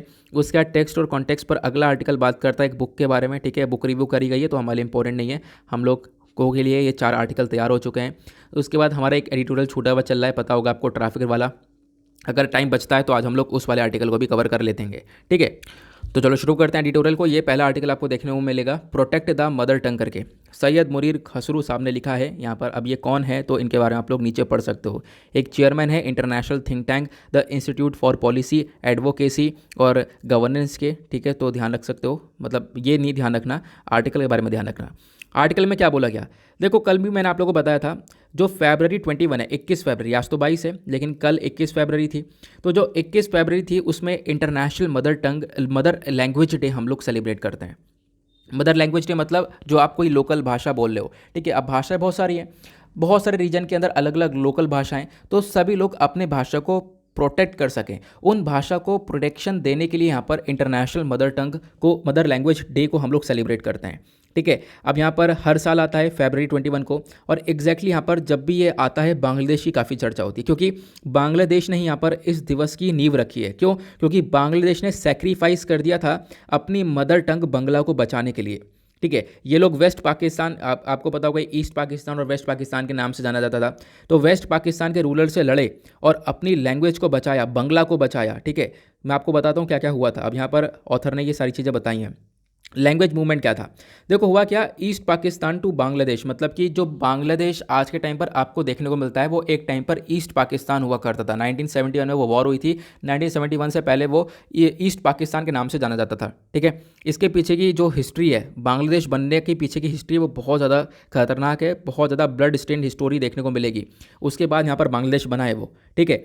यहाँ पर बताया गया पहली बार वर्ल्ड हिस्ट्री में हुआ क्या था, एक मदर टंग एक बहुत इंपॉर्टेंट पॉइंट बन चुका था इंडिपेंडेंस मूवमेंट को लेकर, ठीक है। क्योंकि बांग्लादेश के अंदर जो लोग हैं वो बंगला बचाने के लिए, जो कि एक टाइम पर पहले मैंने आपको बताया ईस्ट पाकिस्तान हुआ करता था, तो बंगला भाषा को बचाने के लिए उन्होंने काफ़ी लड़ाई करी इंडिपेंडेंस मूवमेंट के लिए। मतलब पहली बार ऐसा हुआ था इतिहास के अंदर कि लैंग्वेज के बेसिस पर यहाँ पर इंडिपेंडेंस मूवमेंट चला था। फिर उसके बाद बताया गया मार्च 1948 की अगर हम लोग बात करें, लगभग यहाँ पर आप कह सकते हो जो कि पाकिस्तान है, पाकिस्तान जन्म ले चुका था, क्योंकि 1947 में हमारा देश आज़ाद हुआ, 1948 में यहाँ पर पाकिस्तान बन चुका था। पाकिस्तानी लीडर मोहम्मद अली जिन्ना, इन्होंने यहाँ पर डिक्लेयर कर दिया कि जो पूरा पाकिस्तान है, पूरे पाकिस्तान की जो स्टेट लैंग्वेज है वो उर्दू होगी, ठीक है। और जितना भी ऑफिशियल कम्युनिकेशन सब होगा वो सब उर्दू में होगा। जो लैंग्वेज होगी स्कूल्स के अंदर वो सब उर्दू कंपलसरी होगी। ये सारी चीज़ें यहाँ पर मोहम्मद अली जिन्ना के थ्रू कर दी गई। फिर उसके बाद बताया गया जो बंगला है, ठीक है, बंगला जो कि एक बहुत अलग लैंग्वेज है, उर्दू से बिल्कुल अलग है, ठीक है, इसको स्कूल से हटाने के बारे में चर्चा की गई कि भाई अब यहाँ पर स्कूल से हटाया जाएगा, सभी जगह पर ये यहाँ पर उर्दू को लागू किया जाएगा। लेकिन अब ये जो बात ढाका यूनिवर्सिटी के बारे में ढाका यूनिवर्सिटी को पता चली, लोगों तक फैल चुकी थी। फिर क्या हुआ, जो स्टूडेंट्स थे ढाका यूनिवर्सिटी के, उन्होंने प्रोटेस्ट करना चालू कर दिया। 21 फरवरी 1952 में प्रोटेस्ट स्टार्ट होता है और वो स्टार्ट यहाँ पर किस चीज़ को लेकर होता है कि भाई हमें उर्दू वन पॉलिसी नहीं चाहिए, हम लोग को हमारी बांग्ला भाषा, मतलब बांग्लादेश के अंदर जो पहले ईस्ट पाकिस्तान हुआ करता था, तो उन्होंने यहाँ पर बोला कि देखो हम लोगों की उर्दू, हम लोग को उर्दू भाषा नहीं चाहिए, हम लोग की बांग्ला है, हम बांग्ला ही चाहते हैं, ठीक है। तो क्या हुआ, ये प्रोटेस्ट चला, प्रोटेस्ट ये जो है बहुत ज़्यादा बढ़ चुका था, ये प्रदर्शन बहुत ज़्यादा बढ़ चुका था। पुलिस ने यहाँ पर फायरिंग वगैरह कर दी थी बच्चों के ऊपर, बहुत सारे स्टूडेंट्स यहाँ पर मारे गए, ऐसा देखने को मिला।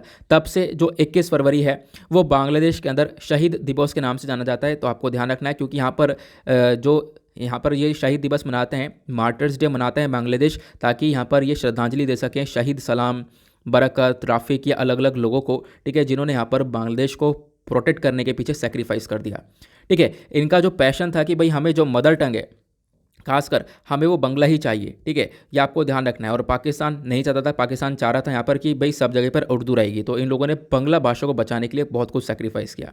जो ये लैंग्वेज मूवमेंट है ये सिर्फ बंगाली नेशनल आइडेंटिटी तक रहा नहीं, ठीक है, ये यहाँ पर काफ़ी फैल चुका था, ठीक है। यहाँ पर आपको ध्यान रखना है, Bengali nationalist movement, 6 point movement, अलग अलग मूवमेंट यहाँ पर स्टार्ट हो चुके थे।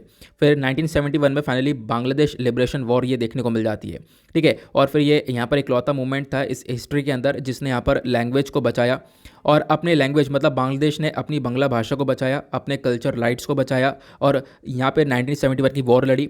और इस वॉर के अंदर भारत ने भी काफ़ी तक सहायता करी थी बांग्लादेश की। फिर उसके बाद यहाँ पर बांग्लादेश एक इंडिपेंडेंट नेशन बना, एक देश बन चुका था, एक आज़ाद देश बन चुका था, ठीक है।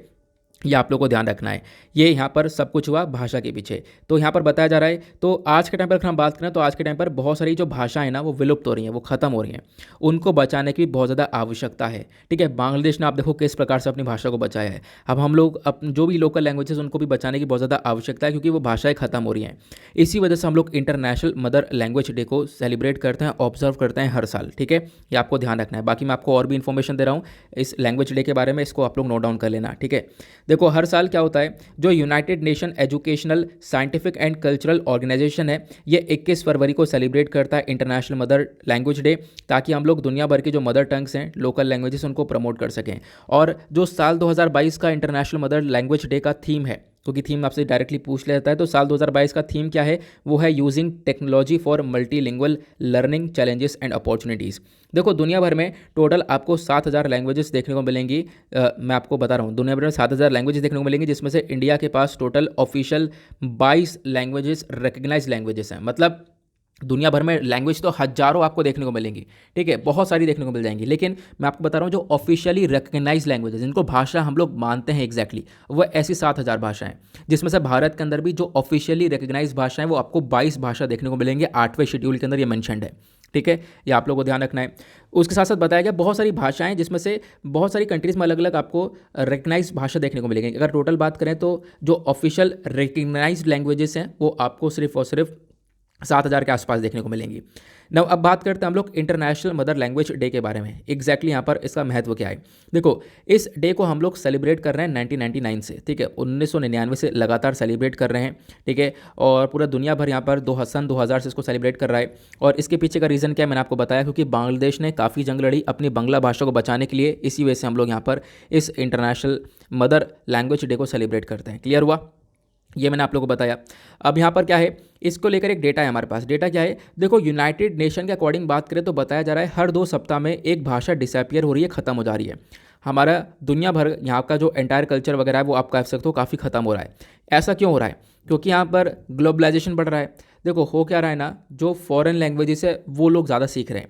लोग जो है फॉरेन लैंग्वेजेस सीखने जा रहे हैं ताकि उनको जॉब के अंदर एक नई अपॉर्चुनिटी मिले। तो इसकी वजह से जो अपनी भाषा है उसको पीछे छोड़ दे रहे हैं, तो अपनी भाषा यहाँ पर एक्सटिंक्ट कर जा रहे हैं, जिसकी वजह से आज के टाइम पर काफ़ी प्रॉब्लम्स क्रिएट हो रही हैं। तो बताया गया कि बहुत सारी मदर टंग्स यहाँ पर एक तरीके से डिसअपियर हो रही हैं, तो उसको यहाँ पर रोकना पड़ेगा। उसी के लिए हम लोग इस डे को ऑब्जर्व करते हैं। बताइए ये भी क्या कि आज के टाइम पर अगर हम बात करें पूरे दुनिया की, तो 43% लगभग आप कह सकते हो 6000 जो लैंग्वेजेस है इंडिया पूरे दुनिया भर में जो बोली जाती है वो एंडेंजर्ड कैटेगरी के अंदर है। मतलब कि वो भी बहुत खतरे में है, बहुत कम बोली जाती हैं। आने वाले टाइम पर वो भी कहीं ना कहीं ख़त्म हो जाएंगी, तो उनको भी यहाँ पर एक प्रोटेक्शन देने की काफ़ी हद तक आवश्यकता है। क्लियर हुआ? साथ ही साथ यहाँ पर बताया गया कि हम लोग कर क्या रहे हैं, मतलब भारत अब यहाँ पर हमारी भाषा को बचाने के लिए क्या कर रहा है, इंडिया के अंदर क्या क्या इनिशिएटिव है। तो आपको पता होगा रिसेंटली हम लोगों ने नेशनल एजुकेशन पॉलिसी 2020 को लॉन्च किया है। बहुत इंपॉर्टेंट आपसे क्वेश्चन बन सकता है कि बताओ, अगर हमने अभी recently international mother language day के ऊपर काफ़ी सारे आर्टिकल्स देखे, बताओ भारत यहाँ पर अपनी लोकल लैंग्वेज मदर लैंग्वेज को प्रोटेक्ट करने के लिए क्या कर रहा है।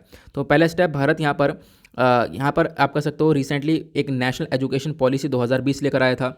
इस पॉलिसी के अंदर बताया गया कि हम लोग क्या करेंगे, जो बच्चे हैं उनको लोकल लैंग्वेजेस के अंदर पढ़ने देंगे। लगभग यहाँ पर खासकर जो बच्चे आपको क्लास 5 तक देखने को मिलेंगे वो अपनी लोकल लैंग्वेजेस के अंदर पढ़ाई करेंगे, जिससे वो लोकल लैंग्वेज हमेशा चलती रहेंगी, वो कभी ख़त्म नहीं होंगी। क्लियर हुआ?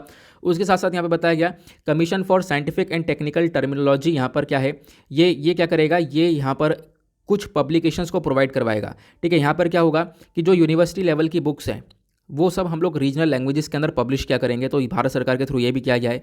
और साथ ही साथ यहाँ पर बताया गया कि जो नेशनल ट्रांसलेशन मिशन है इसको इम्प्लीमेंट करेंगे हम लोग central institute of Indian languages के अंदर। ठीक है, यहाँ पर जो यूनिवर्सिटी के कॉलेजेस के जो कोर्सेज वगैरह हैं वो हम लोग अलग अलग लैंग्वेजेस के लेकर आएंगे, लैंग्वेजेस के अंदर लेकर आएंगे, जो कि 8वें शेड्यूल के अंदर मैंशनड है। प्लस यहाँ पर बहुत सारी लैंग्वेज उसकी खतरे में है और वो उन लैंग्वेजेस के ऊपर कोर्सेज लेकर आया जाएगा। तो बेसिकली जो भी भाषा हमारी विलुप्त हो रही है उन भाषा के ऊपर ध्यान रखा जाएगा, ये यहाँ पर बताया गया। नाउ भाषा को लेकर हमारे संविधान में कहाँ कहाँ पर क्या क्या मेंशन है मैं आपको भी बता देता हूँ। आर्टिकल 29 की जब हम बात करते हैं, आर्टिकल 29 जो हमारा कॉन्स्टिट्यूशन का है, ये बात करता है protection of interest of minorities को लेकर। यह हमारे सिटीजन्स को, सभी सिटीजन्स को हक देता है कि वो क्या कर सकें, अपने भाषा को बचा सकें और जो भी भाषा के आधार पर भेदभाव हो रहा है उसको रोक सकें। 8वें शेड्यूल के अंदर हमारे पास 22 भाषाएं, जो कि हमने अभी काफ़ी बार डिस्कस किया, वो 22 भाषाएं कौन कौन सी आप लोग यहाँ पर नाम देख पा रहे होंगे। ठीक है, उसके बाद यहाँ पर जो राइट टू एजुकेशन एक्ट है वो भी आपको देखने को मिलेगा। राइट टू एजुकेशन एक्ट 2009 ये भी बोलता है कि भाई यहाँ पर कि जो बच्चा है उसको एजुकेशन मिलनी चाहिए और खासकर बच्चे को मदर टंग में भाषा मिल जाए तो ज़्यादा बेहतर रहेगा। ठीक है, तो आपको ध्यान रखना है। आज के टाइम पर प्रॉब्लम्स काफ़ी सारे इंटरनेट वगैरह जहाँ पर इंग्लिश का काफ़ी इस्तेमाल हो रहा है। ठीक है, तो दूसरी लैंग्वेज काफ़ी विलुप्त हो रही है, तो उसको लेकर हमें काम करने की आवश्यकता है। हम लोगों को मदर टंग को प्रोटेक्ट करने की काफ़ी हद तक आवश्यकता है, ये यहाँ पर ऑथर लिखते हैं। क्लियर हुआ? आगे चलते हैं नेक्स्ट आर्टिकल की तरफ। नेक्स्ट एडिटोरियल बात करता है use international law call out China's violation. China का जो वायलेशन है उसको हम लोग ख़त्म कर सकते हैं कैसे, भारत अगर अंतर्राष्ट्रीय कानूनों का इस्तेमाल करे तो। डिस्कस करते हैं। यहाँ पे क्या बोला गया, अभी रिसेंटली मीटिंग हुई थी, आपको पता होगा क्वाड की। क्वाड के अंदर 4 कंट्री हैं, इंडिया, ऑस्ट्रेलिया, जापान, यूएसए। अब क्या हुआ, इनके बीच में मीटिंग हो रही थी, तो वहाँ पर हमारे एक्सटर्नल अफेयर मिनिस्टर ने एलएसी का मुद्दा उठाया कि देखो जो लाइन ऑफ एक्चुअल कंट्रोल है यहाँ पर बहुत सारा विवाद देखने को मिलता है, चाइना का डिसरिगार्ड देखने को मिलता है। मतलब चाइना ने रिटन एग्रीमेंट कर रखा है कि यहाँ पर हम शांति बना के रखेंगे, लेकिन उसके बाद भी डिसरिगार्ड करता है। तो यहाँ पर ऑथर बोलते हैं ये चाइना का डिसरिगार्ड ही नहीं है केवल, ये चाइना हमारे कानूनों का वायलेशन करता है। चाइना अपने आप को एक्सपेंड करना चाहता है। ठीक है, चाइना ने काफ़ी सारे इंटरनेशनल जो लॉ है उनका वॉयलेशन किया है। जो अग्रीमेंट्स किए गए हैं कि भाई यहाँ पर शांति से रहेंगे, उनका वॉयलेशन किया, क्योंकि बार बार चाइना इंडिया की टेरिटरी में घुसने की कोशिश करता है। ये यहाँ पर ऑथर मेंशन करते हैं। पहले तो मैं आप लोगों को एलएसी दिखा देता हूँ, क्योंकि पूरे आर्टिकल में एलएसी किया जाएगा, तो यहाँ पर आपको पता भी होना चाहिए कि एग्जैक्टली कहाँ पर है। ठीक है, क्योंकि नहीं पता होगा तो फिर बहुत सारे लोगों को तो फिर प्रॉब्लम हो जाएगी। एक सेकंड यार, मैंने मैप लगा रखा था, पता नहीं मैप कहाँ गया, मैं आपको दिखा देता हूँ। हाँ, यही वाला मैप आपको देखने को मिलेगा। यहाँ पे आप देख पाओगे, इधर आपको ये इंडिया देखने को मिलेगा, मतलब ये तो पूरा का पूरा इंडिया ही है। ठीक है, इंडिया का पूरा एरिया है जम्मू एंड कश्मीर वाला। अगर हम लोग बात करें, ये जो रीजन है ये पाकिस्तान ऑक्यूपाइड कश्मीर वाला, जिसको पाकिस्तान ने कब्जा रखा है, ये भी भारत का ही पार्ट है। ठीक है, इसी प्रकार से आपको ये अक्साई चीन वाला एरिया देखने को मिलेगा, ये चाइना ने कब्जा रखा है और ये भी भारत का ही हिस्सा है। अब यहाँ पर आपको एलएसी देखने को मिलता है, ये है लाइन ऑफ एक्चुअल कंट्रोल। ठीक है, होता क्या यहाँ पर, इसके इधर वाला हिस्सा इंडिया की टेरिटरी के अंडर है आज के टाइम पर, ये वाला तो कब्जा रखा है चाइना ने। अब क्या होता है, इसको भी यहाँ पर क्रॉस करके चाइना अंदर घुसने की कोशिश करता है बार बार। तो यहाँ पर इसको लेकर हम लोग ऑलरेडी अग्रीमेंट कर चुके हैं। अग्रीमेंट क्या कर चुके हैं कि भाई यहाँ पर ये जो पूरा का पूरा एलएसी है, इसको लेकर अग्रीमेंट हम लोग ये कर चुके हैं कि भाई यहाँ पर शांति बना के रखेगा, चाइना और इंडिया दोनों तरफ से कोई भी गोलियाँ बढ़िया नहीं चलेंगी। ठीक है, शांति बना के रखेंगे, काफ़ी अग्रीमेंट हुआ। लेकिन क्या हुआ, उसके बाद भी यहाँ पर आप कह सकते हो काफ़ी वायलेशन देखने को मिलता है चाइना की साइड से, क्योंकि चाइना पहले हरकत करके दिखाता है। तो यहाँ पर बताया गया कि इंडिया चाइना का जो एलएसी इंगेजमेंट है यहाँ पर आप देख पाओगे काफ़ी बार हमने अग्रीमेंट्स कर रखे हैं, बायलैटरल अग्रीमेंट कर रखे हैं, और हमने सालों पहले बायलैटरल अग्रीमेंट किए थे।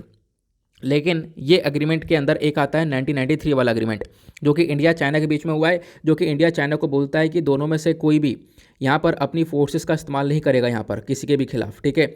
उसके बाद यहाँ पर ये बात करता है जो इंडिया चाइना की बाउंड्री है, ये बेसिकली यहाँ पर शांतिपूर्वक और फ्रेंडली कंसल्टेशन से निभनी चाहिए, मतलब कि शांतिपूर्वक यहाँ पर मामला रहना चाहिए, ठीक है। उसी प्रकार से यहाँ पर जो 1990, देखो ये तो 1993 का अग्रीमेंट हुआ, उसका 1996 का जो अग्रीमेंट है, इसका आर्टिकल 1 यहाँ पर क्या बोलता है कि यहाँ पर क्या होना चाहिए। ये अग्रीमेंट हुआ था किसी चीज़ को लेकर कि दोनों कंट्रीज़ अपनी जो मिलिट्रीज कैपेबिलिटीज़ वगैरह हैं इसको यहाँ पर दोनों साइड पर बढ़ाएंगी नहीं, ठीक है, दोनों यहाँ पर इसको इंक्रीज़ नहीं करेंगे, ये यहाँ पर बोला गया था। साथ ही साथ यहाँ पर यह भी बोला गया जो फोर्सेस है उनका इस्तेमाल नहीं किया जाएगा, ये आपको आर्टिकल 1 के अंदर देखने को मिलेगा। फिर उसका आर्टिकल 8 के अंदर देखने को मिलेगा, ये 2005 के अंदर 2003 के अंदर अग्रीमेंट हुआ था। तो आर्टिकल 1 के अंदर बताया गया, आर्टिकल 5 के अंदर बताया गया कि भाई यहाँ पर जो अपनी फोर्सेस वगैरह हैं उसको यहाँ पर ये लोग यूज़ नहीं करेंगे, ठीक है, इस वाले एरिया के अंदर। ये सारे अग्रीमेंट बहुत पहले हुए थे, मैंने आपको बताया, एक 1993 में, दूसरा 1996 के अंदर, उसके बाद 2005 के अंदर, 2013 के अंदर, यहाँ पर 4-5 अग्रीमेंट्स हो चुके हैं। अगर हम लोग यूनाइटेड नेशन चार्टर की भी सुने तो इन्होंने भी यहाँ पर बोल रखा है कि भाई बिल्कुल जो रिलेशंस देखने को मिलेंगे।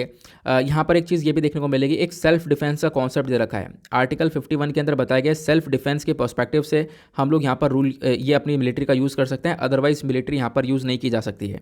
ये अग्रीमेंट हमने चाइना के साथ कर रखे थे, चाइना ने साइन कर रखा है, भारत ने साइन कर रखा है। अब भारत तो जाता नहीं है, भारत ने तो कभी भी आज के टाइम आज तक भी ऐसा नहीं किया है कि हम लोग यहाँ पर चाइना को अगर परेशान कर रहे हो।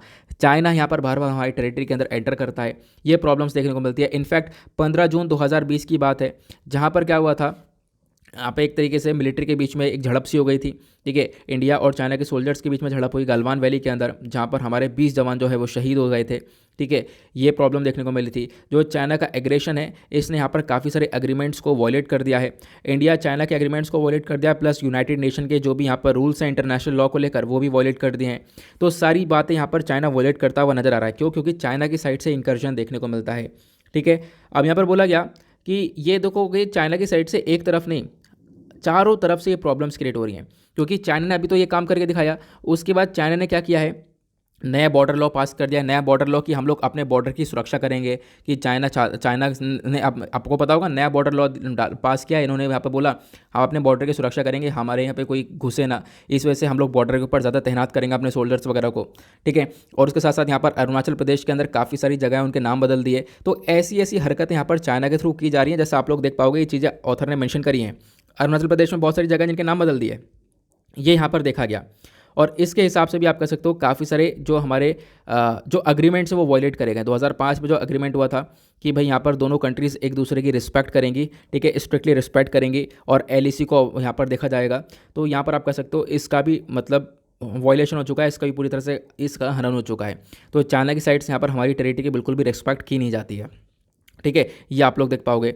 उसके साथ साथ क्या बताया गया कि यहाँ पर जो चाइना है वो लगातार मिलिट्री बिल्डअप कर रहा है। आप देख पाओगे बॉर्डर साइड में लगातार मिलिट्री बिल्डअप किया जा रहा है, लद्दाख वाले सेक्टर में आपको लगातार मिलिट्रीज बढ़ती हुई नजर आएंगी। तो अगेन ये भी एक वॉयलेशन है, क्योंकि 1993 1996 में अग्रीमेंट कर रखा है कि हम लोग मिलिट्री का यूज़ नहीं करेंगे, लेकिन यहाँ पर लगातार मिलिट्री बिल्डअप हो रहा है, मिलिट्री फोर्सेज का इस्तेमाल हो रहा है। अब लगातार मिलिट्री बढ़ाएगा, वो इंफ्रास्ट्रक्चर डेवलप करेगा, तो इंडिया को भी स्टेप उठाना पड़ेगा, ठीक है। हम थोड़ा ना फिर यहाँ पर चुपचाप बैठेंगे। तो ये यहाँ पर अग्रीमेंट जो टूट रहा है वो चाइना की साइड से पहले देखने को मिलता है। ये यहाँ पर इन्होंने सारे अग्रीमेंट्स तोड़ दिए आज के टाइम पर, ये बताया गया।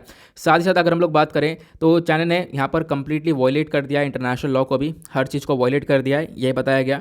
और फिर उसके बाद यहाँ पे अगर हम लोग बात करें, इनकी कंट्री के अंदर आपको डेमोक्रेसी तो वैसे भी नज़र आती नहीं है, ठीक है, ये भी आप लोगों को पता ही है ना, वो मुझे बस खाली याद आ गया।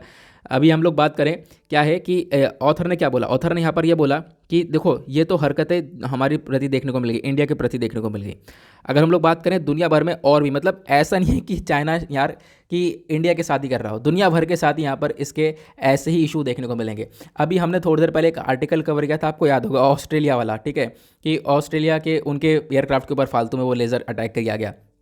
तो मतलब ये ऐसे ऐसे इशू देखने को मिल रहे हैं, मतलब फालतू में ये काम किया गया है। उसके साथ यहाँ पर आप देख पाओगे चाइना यहाँ पर लगातार एक तरीके से जो भी फिलीपींस के फेवर में है, ठीक है। देखो एक इशू है चाइना और फिलीपींस के बीच में, ठीक है, साउथ चाइना सी के अंदर एक विवाद चलता है, एक मैरीटाइम डिस्प्यूट है साउथ चाइना सी में, ठीक है। तो क्या होगा, लोग अगर फिलीपींस को फेवर कर रहे हैं, अब जब यहाँ पर एक तरीके से जो United Nation convention law of the sea है जिसको हम लोग उनक्लोज बोलते हैं, इसने भी फिलीपींस को फेवर किया, लेकिन क्या हुआ, चाइना ने उसको भी यहाँ पर एक तरीके से मतलब बोल दिया कि ये बिल्कुल सही नहीं है कि फिलीपींस को फेवर कर रहे हो। ये चाइना ने रद्द कर दिया कि फिलीपींस नहीं, हम सही हैं। तो हर जगह पर चाइना ही यहाँ पर आपको सही देखने को मिलेगा। दूसरा यहाँ पर क्या देखने को मिलेगा, चाइना का जो क्लेम है वर्ल्ड ट्रेड ऑर्गेनाइजेशन के अंदर वो देखने को मिलेगा। इनफैक्ट चाइना की एक हरकत बहुत खतरनाक है, आपको पता होगा। वर्ल्ड ट्रेड ऑर्गेनाइजेशन के अंदर ये लोग क्या कर रहे हैं, ये लोग ना बहुत कम मतलब इलीगल तरीके से यहाँ पर सब्सिडीज़ वगैरह देकर बहुत सस्ते दाम में चीज़ों को एक्सपोर्ट कर दे रहे हैं।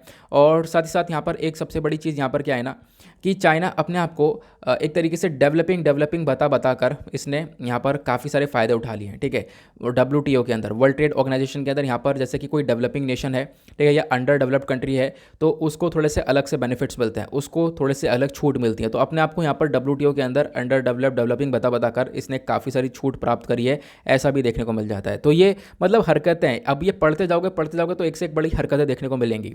ठीक है, तो ये तो हमें पता ही है कि एग्जैक्टली क्या क्या विवाद हो रहे हैं दोनों के बीच में, और चाइना की साइड से चाइना की हरकतें क्या है, ये तो हम लोग पढ़ते पढ़ते समझ गए कि एग्जैक्टली क्या क्या इश्यूज़ देखने को मिलेंगे। लेकिन यहाँ पर बात क्या की जा रही है कि भारत को क्या करना है, इंडिया को करना पड़ेगा, इंडिया को अपनी एक तरीके से स्ट्रैटेजी को डेवलप करना पड़ेगा। ठीक है, भारत को यहाँ पर स्ट्रेटजी अपनी एक डेवलप करनी पड़ेगी ताकि हम लोग यहाँ पर ये जो चाइना है इसको टैकल कर पाएँ। और बताया गया कि जो ये देखो UN का चार्टर है या हमारे जो इंटरनेशनल लॉ हैं, इन सबको साथ में लेकर आओ। ठीक है, इन सब इंटरनेशनल ट्रीटीज़ को साथ में लेकर आओ और यहाँ पर दिखाओ कि भाई जो चाइना है वो इलीगल तरीके से इन सारे लॉज का वोलेशन कर रहा है। इस मुद्दे को उठाया जाए एक अल्टीमेट प्लेटफॉर्म के ऊपर। साथ साथ यहाँ पे बताया गया कि देखो भारत भी, अब ऑब्वियस ही बात है, सेल्फ डिफेंस के लिए हमें इस्तेमाल करना पड़ता है, तो हम लोग यहाँ पर इतना वोलेशन नहीं कर रहे हैं। अब यहाँ पर UN चार्टर के अंदर यहाँ पे बोला गया है कि अगर मान लो चाइना की तरफ से कुछ मिस एडवेंचर दिखाई पड़ रहा है तो हम लोग उसको काउंटर कर सकते हैं, और उसके लिए हमारे पास यूनाइटेड नेशन का आर्टिकल 51 है जिसका हम लोग इस्तेमाल कर रहे हैं। ठीक है, इसको हमें इस्तेमाल करना भी चाहिए। साथ साथ बताया गया कि आपको एक नेशनल सिक्योरिटी लॉ बना लेना चाहिए, भारत को एक नेशनल सिक्योरिटी लॉ बनाना चाहिए जिसका मेजर मकसद हो कि चाइना के ऊपर हम लोग सैंक्शन लगाएं, चाइना के ऊपर रिस्ट्रिक्शन लगाएं। जैसे दूसरी कंट्रीज सैंक्शन लगा दी ना, उसी प्रकार से हमें भी चाइना के ऊपर सैंक्शन लगाने चाहिए, ट्रेड को लेकर, इकोनॉमी को लेकर, मिलिट्री को लेकर। तो यहाँ पर सैंक्शन लगाएंगे तो ज़्यादा सही रहेगा। और यहाँ पर अगर इंडिया के पास इस प्रकार का लॉ आएगा तो हम लोग दुनिया भर को भी दिखा सकेंगे कि जो चाइना है वो इंटरनेशनली बहुत सारे लॉ का वायलेशन कर रहा है, और ये काफ़ी बड़ा थ्रेट है पूरे देश के लिए, पूरे दुनिया भर के लिए, सिर्फ इंडिया के लिए नहीं, पूरे दुनिया भर के लिए काफ़ी बड़ा थ्रेट है। इसके लिए यहाँ पर कंट्रीज़ भी अगर सारी सैंक्शन लगाना चालू करें चाइना के ऊपर तो ज़्यादा बेहतर रहेगा। ठीक है, तो ये यहाँ पर एक तरीके से ऑथर के पॉइंट ऑफ व्यू हैं। आई होप आप लोग को सारे पॉइंट ऑफ व्यूज़ अच्छे से क्लियर हो चुके हैं। नेक्स्ट आर्टिकल पर आते हैं। नाउ जो अगला आर्टिकल ये बात करता है क्वेश्चंस ऑन MG नरेगा को लेकर, MG नरेगा बजट एस्टिमेशन। मैं आपको बताता हूँ हुआ क्या है। अभी रिसेंटली बजट आया, बजट 2022-23 आपको देखने को मिलेगा कि हमें कितना कितना पैसा खर्चना है। तो अलग अलग स्कीम के ऊपर पैसा खर्च जाता है, सब चीज़ों के ऊपर मतलब कहाँ कहाँ पर पैसा खर्चना है वो सब बजट के अंदर अनाउंस कर दिया गया। बात करें MG नरेगा की, that is Mahatma Gandhi national rural employment guarantee act. तो MG नरेगा के अंदर बताया गया कि हम लोग कितना पैसा खर्चेंगे, 73,000 करोड़ रुपीज़ खर्चने वाले हैं। ठीक है, और ये जो पैसा है ये पहले साल मतलब 2020-21 में ज़्यादा था, अब की बार कम कर दिया गया है। तो बजट 2022-23 के अंदर जो MG नरेगा के अंदर पैसा खर्चा जाएगा वो काफ़ी कम कर दिया गया है, 73,000 करोड़ कर दिया गया है। हालांकि यहाँ पर जो अलग अलग बॉडीज़ हैं वो रिकमेंड ये कर रही थी कि MG नरेगा के अंदर लगभग 2 लाख करोड़ से भी ज़्यादा पैसा आना चाहिए था। यहाँ पर 1 लाख करोड़ भी नहीं है, मतलब कि आधे से भी कम पैसा यहाँ पर, जितना हमने सोचा था, जितना अलग अलग बॉडीज़ के थ्रू रिकमेंडेशन आया था कि भाई इस बॉडी को काफ़ी पैसे की आवश्यकता है, लेकिन यहाँ पर उतना पैसा नहीं दिया गया। सिर्फ और सिर्फ 73,000 करोड़ रुपए ही यहाँ पर इस MG नरेगा के लिए लाए गए। तो अपने आप में एक बहुत बड़ा चैलेंजिंग पोर्शन है। क्यों? क्योंकि MG नरेगा पहले से ही वो जो स्कीम है सफ़र कर रही है बहुत बुरी तरह से। मैं आपको एक पिक्चर दिखाता हूँ जो कि मैंने आप लोगों से पिछले साल डिस्कस की थी, ताकि आप लोग चीज़ों को और अच्छे से कनेक्ट कर पाओ। यहाँ पर आप देख पाओगे हुआ क्या था। पिछले साल जो MG नरेगा है ना, ये आउट ऑफ फंड हो चुका था। मतलब ये जो Mahatma Gandhi national rural employment guarantee scheme है, जिसका मेजर मकसद है कि हम लोग गांव वाले एरियाज़ में जो लोग हैं उनको मजदूरी प्रोवाइड, मतलब उनको काम प्रोवाइड करवा सकें ताकि वो लोग अपनी मजदूरी कमाकर खाना खा सकें। ठीक है, तो यहाँ पर ये चीज़ें थी MG नरेगा के अंदर। अब क्या हुआ, यहाँ पर क्या होता है, सारे स्टेट्स के अंदर ये MG नरेगा इंप्लीमेंट हो रहा है। तो हुआ क्या है, यहाँ पर राज्य सरकारों के पास, यहाँ पर जो स्टेट गवर्नमेंट के पास पैसा आता है, लेकिन एक टाइम पर पिछले साल अक्टूबर 29 तक सब खाली हो चुका था। मतलब MG नरेगा के अंदर जितना पैसा अनाउंस किया था वो सब खाली हो चुका था। ये जो स्टेट्स वो आउट ऑफ फंड चले गए थे। ठीक है, आप खुद यहाँ पर देख पाओगे, पिछले साल की बात है, अक्टूबर 29 तक जो टोटल खर्चा है MG नरेगा के अंदर वो 79,810 करोड़ का हो चुका था ऑलरेडी। और इतना तो हो चुका था, उसके बाद सरकार को अलग से पैसा डालना पड़ा इसकी स्कीम के अंदर इसको बचाने के लिए कि यहाँ पर जो पैसा मतलब लोगों ने काम किया उसके बदले में उनको पैसा मिलना चाहिए, उनकी मजदूरी मिलनी चाहिए। तो यहाँ पर आपकी बार देख रहे हो, मतलब पिछले साल तो हमने अक्टूबर 29 तक इतना पैसा खर्च कर ही दिया था, और अब की बार जो बजट है 2022-23 का, यहाँ पर सरकार ने सिर्फ और सिर्फ 73,000 करोड़ रुपए ही पैसा यहाँ पर अनाउंस किया है।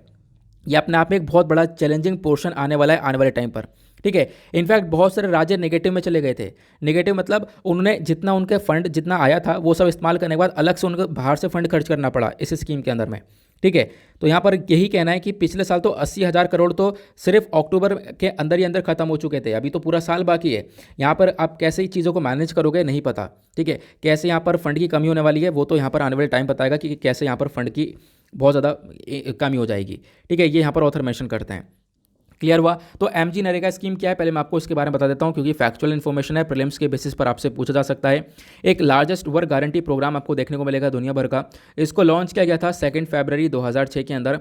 महात्मा Gandhi national rural employment guarantee act इसका नाम पूरा देखने को मिलेगा। इसको एग्जैक्टली अगर हम देखें तो पास 23 अगस्त 2005 में कर दिया गया था, ठीक है।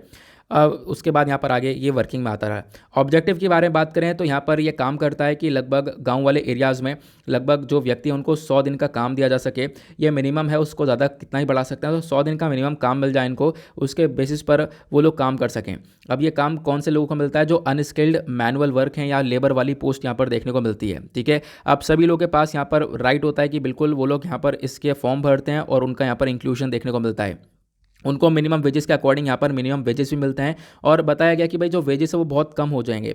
देखो अब की बार क्या कर रहा है, आपने पैसे को और कम कर दिया है। अब पैसे को कम कर दिया है, इससे आप लोग मजदूरी और कम कर दोगे, और पहले से बहुत कम है। आप पहले से 209 रुपये पर डे दे रहे हो, ठीक है। तो ये अपने आप में बहुत कम है, और उसको और कम कर दोगे आने वाले टाइम पर ऐसी ही दिक्कतें देखने को मिलेंगी। तो एमजी नरेगा अपने आप में बहुत कॉन्ट्रोवर्शियल टॉपिक होने वाला है इस साल में, ठीक है। तो इसके बारे में ध्यान रखना है। नाउ प्रॉब्लम क्या आती है कि एमजी नरेगा के अंदर फंड की कमी हो गई थी, ठीक है। फंड का अकाल पड़ चुका था, ठीक है। अब यहाँ पर एमजी नरेगा स्कीम क्या है मैंने आप लोगों को बता दिया। प्लस अब इस स्कीम के अंदर दिक्कतें क्या है मैं आपको वो बताता हूँ। पहली दिक्कत क्या है, यहाँ पर वेज रेट भी बहुत कम है। मतलब जो मजदूरी दी जा रही है लोगों को वो बहुत ज़्यादा कम देखने को मिलती है।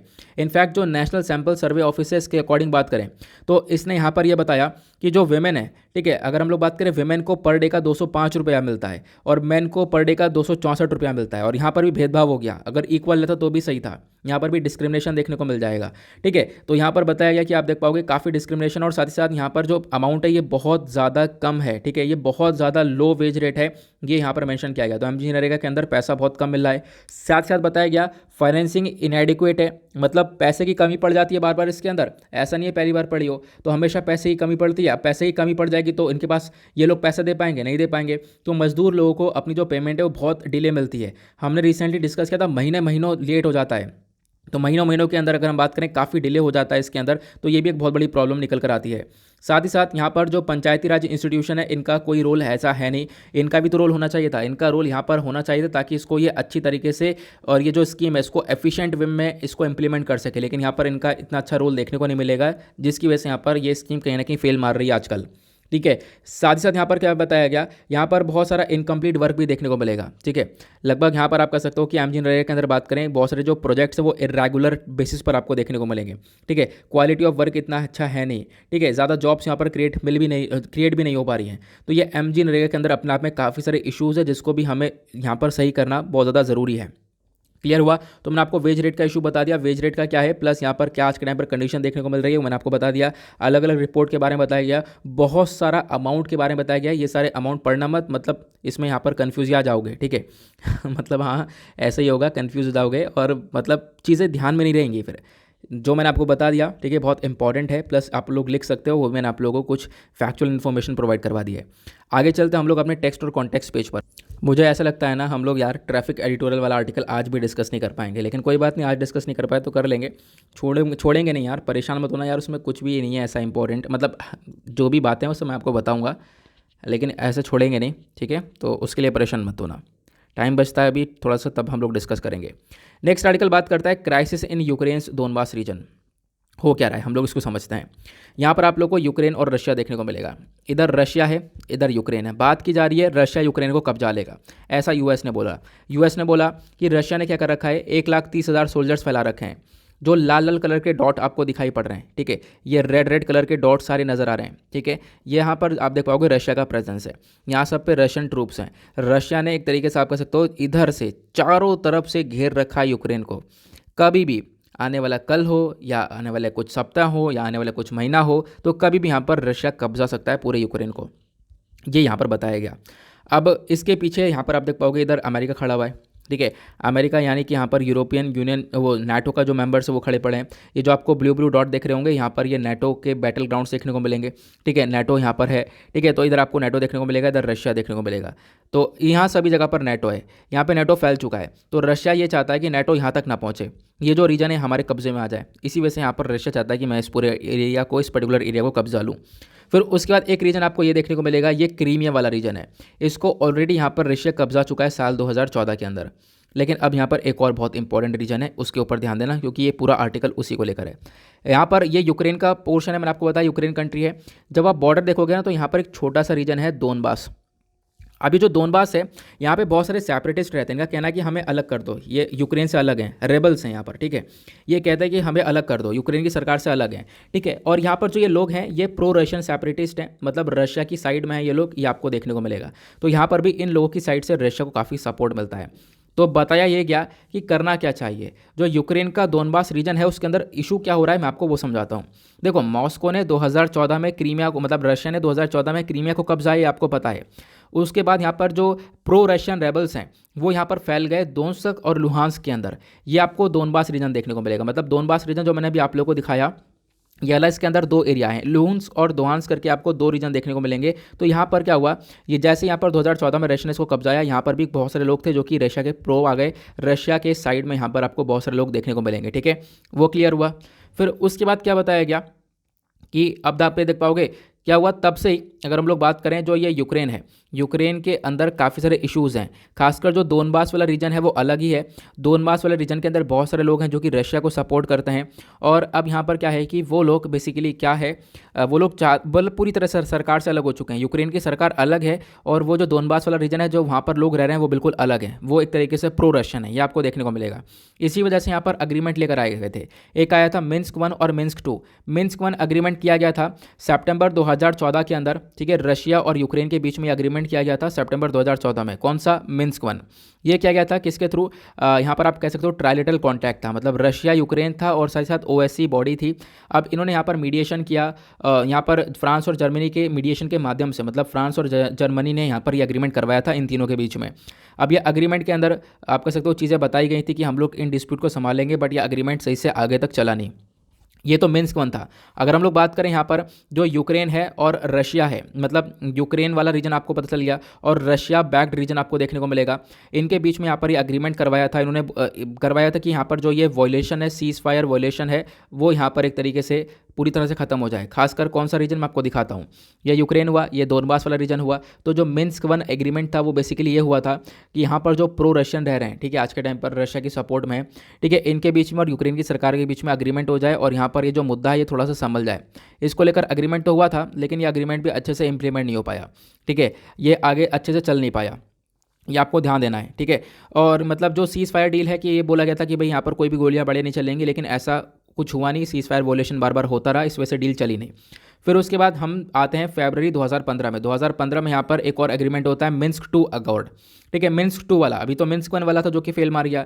इसी प्रकार के मिन्स्क 2 एग्रीमेंट किया जाता है। इसके अंदर 13 पॉइंट यहाँ पर रखे जाते हैं कि जो यूक्रेन है और रशिया है, रशिया का खास यहाँ पे जो रशिया बैक्ड रेबल्स है दोनबास वाले रीजन के अंदर, ये दोनों यहाँ पर आपस में एग्रीमेंट करेंगे, ठीक है। अब यहाँ पर जो मिन्स्क 2 एग्रीमेंट था इसके अंदर बोला गया था कि रशिया और यूक्रेन के बीच का जो विवाद है वो खत्म हो जाएगा। ये वाला रीजन भी यहाँ पर पूरी तरह से यूक्रेन का रहेगा, यूक्रेन के सपोर्ट में ये सारे लोग आ जाएंगे। तो ये मिन्स्क 2 के अंदर हुआ क्या था, रशिया ने एक शर्त रख दी। रशिया ने ये बोला कि यहाँ पर जो दोनबास के अंदर रशिया वाले लोग रह रहे हैं, मतलब रशियन बैक्ड लोग रह रहे हैं, रशियन बैक्ड रेबल्स रह रहे हैं, उनको यहाँ पर रशिया की सरकार में एक, आप कह सकते हो, एक हिस्सा मिलना चाहिए। क्योंकि मैंने आपको बताया यूक्रेन की सरकार में एक हिस्सा मिलना चाहिए, क्योंकि यूक्रेन की सरकार अलग है, ये रेबल्स ग्रुप अलग देखने को मिलेंगे, ये अपनी तरफ से चल रहे हैं, ठीक है, लेकिन ये पूरी सरकार अलग देखने को मिलेगी। तो यहाँ पर रशिया ने बोला कि यहाँ के जो लोग हैं इनमें से भी यहाँ पर थोड़ा हिस्सा सरकार के अंदर दो, मतलब कि गवर्नमेंट के अंदर यहाँ के काफ़ी सारे लोग होने चाहिए, रूल्स मेकिंग के अंदर यहाँ के काफ़ी सारे लोग होने चाहिए। यूक्रेन यहाँ पर रेडी नहीं हुआ। यूक्रेन ने बोला कि अगर यहाँ के लोग आएंगे तो और विवाद बढ़ जाएगा। यूक्रेन यहाँ पर रेडी नहीं हुआ, तो आप कह सकते हो इसकी वजह से ये अग्रीमेंट हो नहीं पाया। तो मिन्स्क 2 अग्रीमेंट भी फेल मार गया। तो ये दोनबास रीजन आपको देखने को मिलेगा। दोनबास रीजन के अंदर क्या क्या क्राइसिस क्रिएट हो रहे हैं मैंने आपको बताया। तो जो मिन्स्क 2 है ये भी फेल मार गया था। क्यों? क्योंकि यहाँ पर यूक्रेन ने मना कर दिया था कि हम लोगों को फिर यहाँ पर काफ़ी बड़ा खतरा हो जाएगा अगर हम लोग यहाँ पर ये जो रेबल्स हैं इनको अपनी सरकार के अंदर इंक्लूड कर लेंगे। तो क्लियर हुआ। तो अब यहाँ पर क्या है, रशिया ने बोला है कि हम लोग इस दोनबास रीजन को रिकग्नाइज करेंगे। ठीक है, अब दोनबास रीजन को पहले रिकग्नाइज करेगा, इसको यहाँ पर रिकग्नाइज करेगा। रिकग्नाइज करने के बाद यहाँ पर फिर उसके बाद पहले ये वाला एरिया कब्जा आएगा, फिर उसके बाद ये वाला एरिया, फिर ये वाला एरिया, ऐसे धीरे धीरे करके हिस्सों में यहाँ पर पूरी तरह से रशिया का यहाँ पर गोल है कि हम लोग यहाँ पर पूरे यूक्रेन को कब्जाएं। तो ये चीज़ें यहाँ पर आपको देखने को मिल रही हैं। आई होप आप लोग को ये दोनबास के अंदर क्या क्या क्राइसिस हैं वो समझ में आ गए होंगे ना। फिर इसी के साथ करते हैं हम लोग अपने लेक्चर को समाप्त। ये सिंपल सा आर्टिकल था। मिन्स्क 1 मिन्स्क 2 एग्रीमेंट क्या थे मैंने आपको बताए, लेकिन एग्रीमेंट फेल मार गए, सही से इंप्लीमेंट हो नहीं पाए। अब यहाँ पर देखो हमारा एक आर्टिकल रह गया है, तो कोई बात नहीं, उसको अभी भी टाइम मिलेगा यार, इस हफ्ते टाइम मिलेगा। मैंने आज भी टेलीग्राम पर उसको शेयर कर दिया था, लेकिन जब भी टाइम मिलेगा हम डिस्कस कर लेंगे। तो परेशान मत हो, छोड़ेंगे नहीं बिल्कुल भी। ठीक है, अब यार मुझे पता है वो आर्टिकल पता है, मतलब एग्जैक्टली थोड़ा सा टाइम लगेगा, तो कोई बात नहीं। जैसे कि ऐसा भी दिन आता है जिस दिन आर्टिकल बहुत कम आते हैं, हफ्ते में 1-2 दिन ऐसे आते हैं। तो कल वेडनेसडे, कल देखते हैं कितने आर्टिकल आएंगे। जिस दिन भी टाइम रहेगा उस दिन हम मतलब ज़रूर डिस्कस करेंगे। वो मेरे दिमाग में बैठा हुआ है, आप परेशान बिल्कुल मत होना। ठीक है, वो मेरी रिस्पॉन्सिबिलिटी है। नाउ स्टार्टिंग में आपसे एक क्वेश्चन पूछा गया था, आपको याद होगा। ठीक है, कि जो हमारा, एक सेकंड में आपको क्वेश्चन दिखाई देता हूँ। यहाँ पर आपसे एक क्वेश्चन पूछा गया था स्टार्टिंग में, वो ये था। उसका आंसर मैं आपको दे देता हूँ कि इंडिया ने यहाँ पर geographical indication of goods and registration protection act को लागू किया है कौन से बॉडी का पालन करने के लिए? तो आंसर इसका करेक्ट है D, WTO, world trade organisation का। ओके, नाउ मिलते हैं आप लोगों से नेक्स्ट वीडियो में। आज के लिए bye bye, have a nice day, thank you and Jai Hind.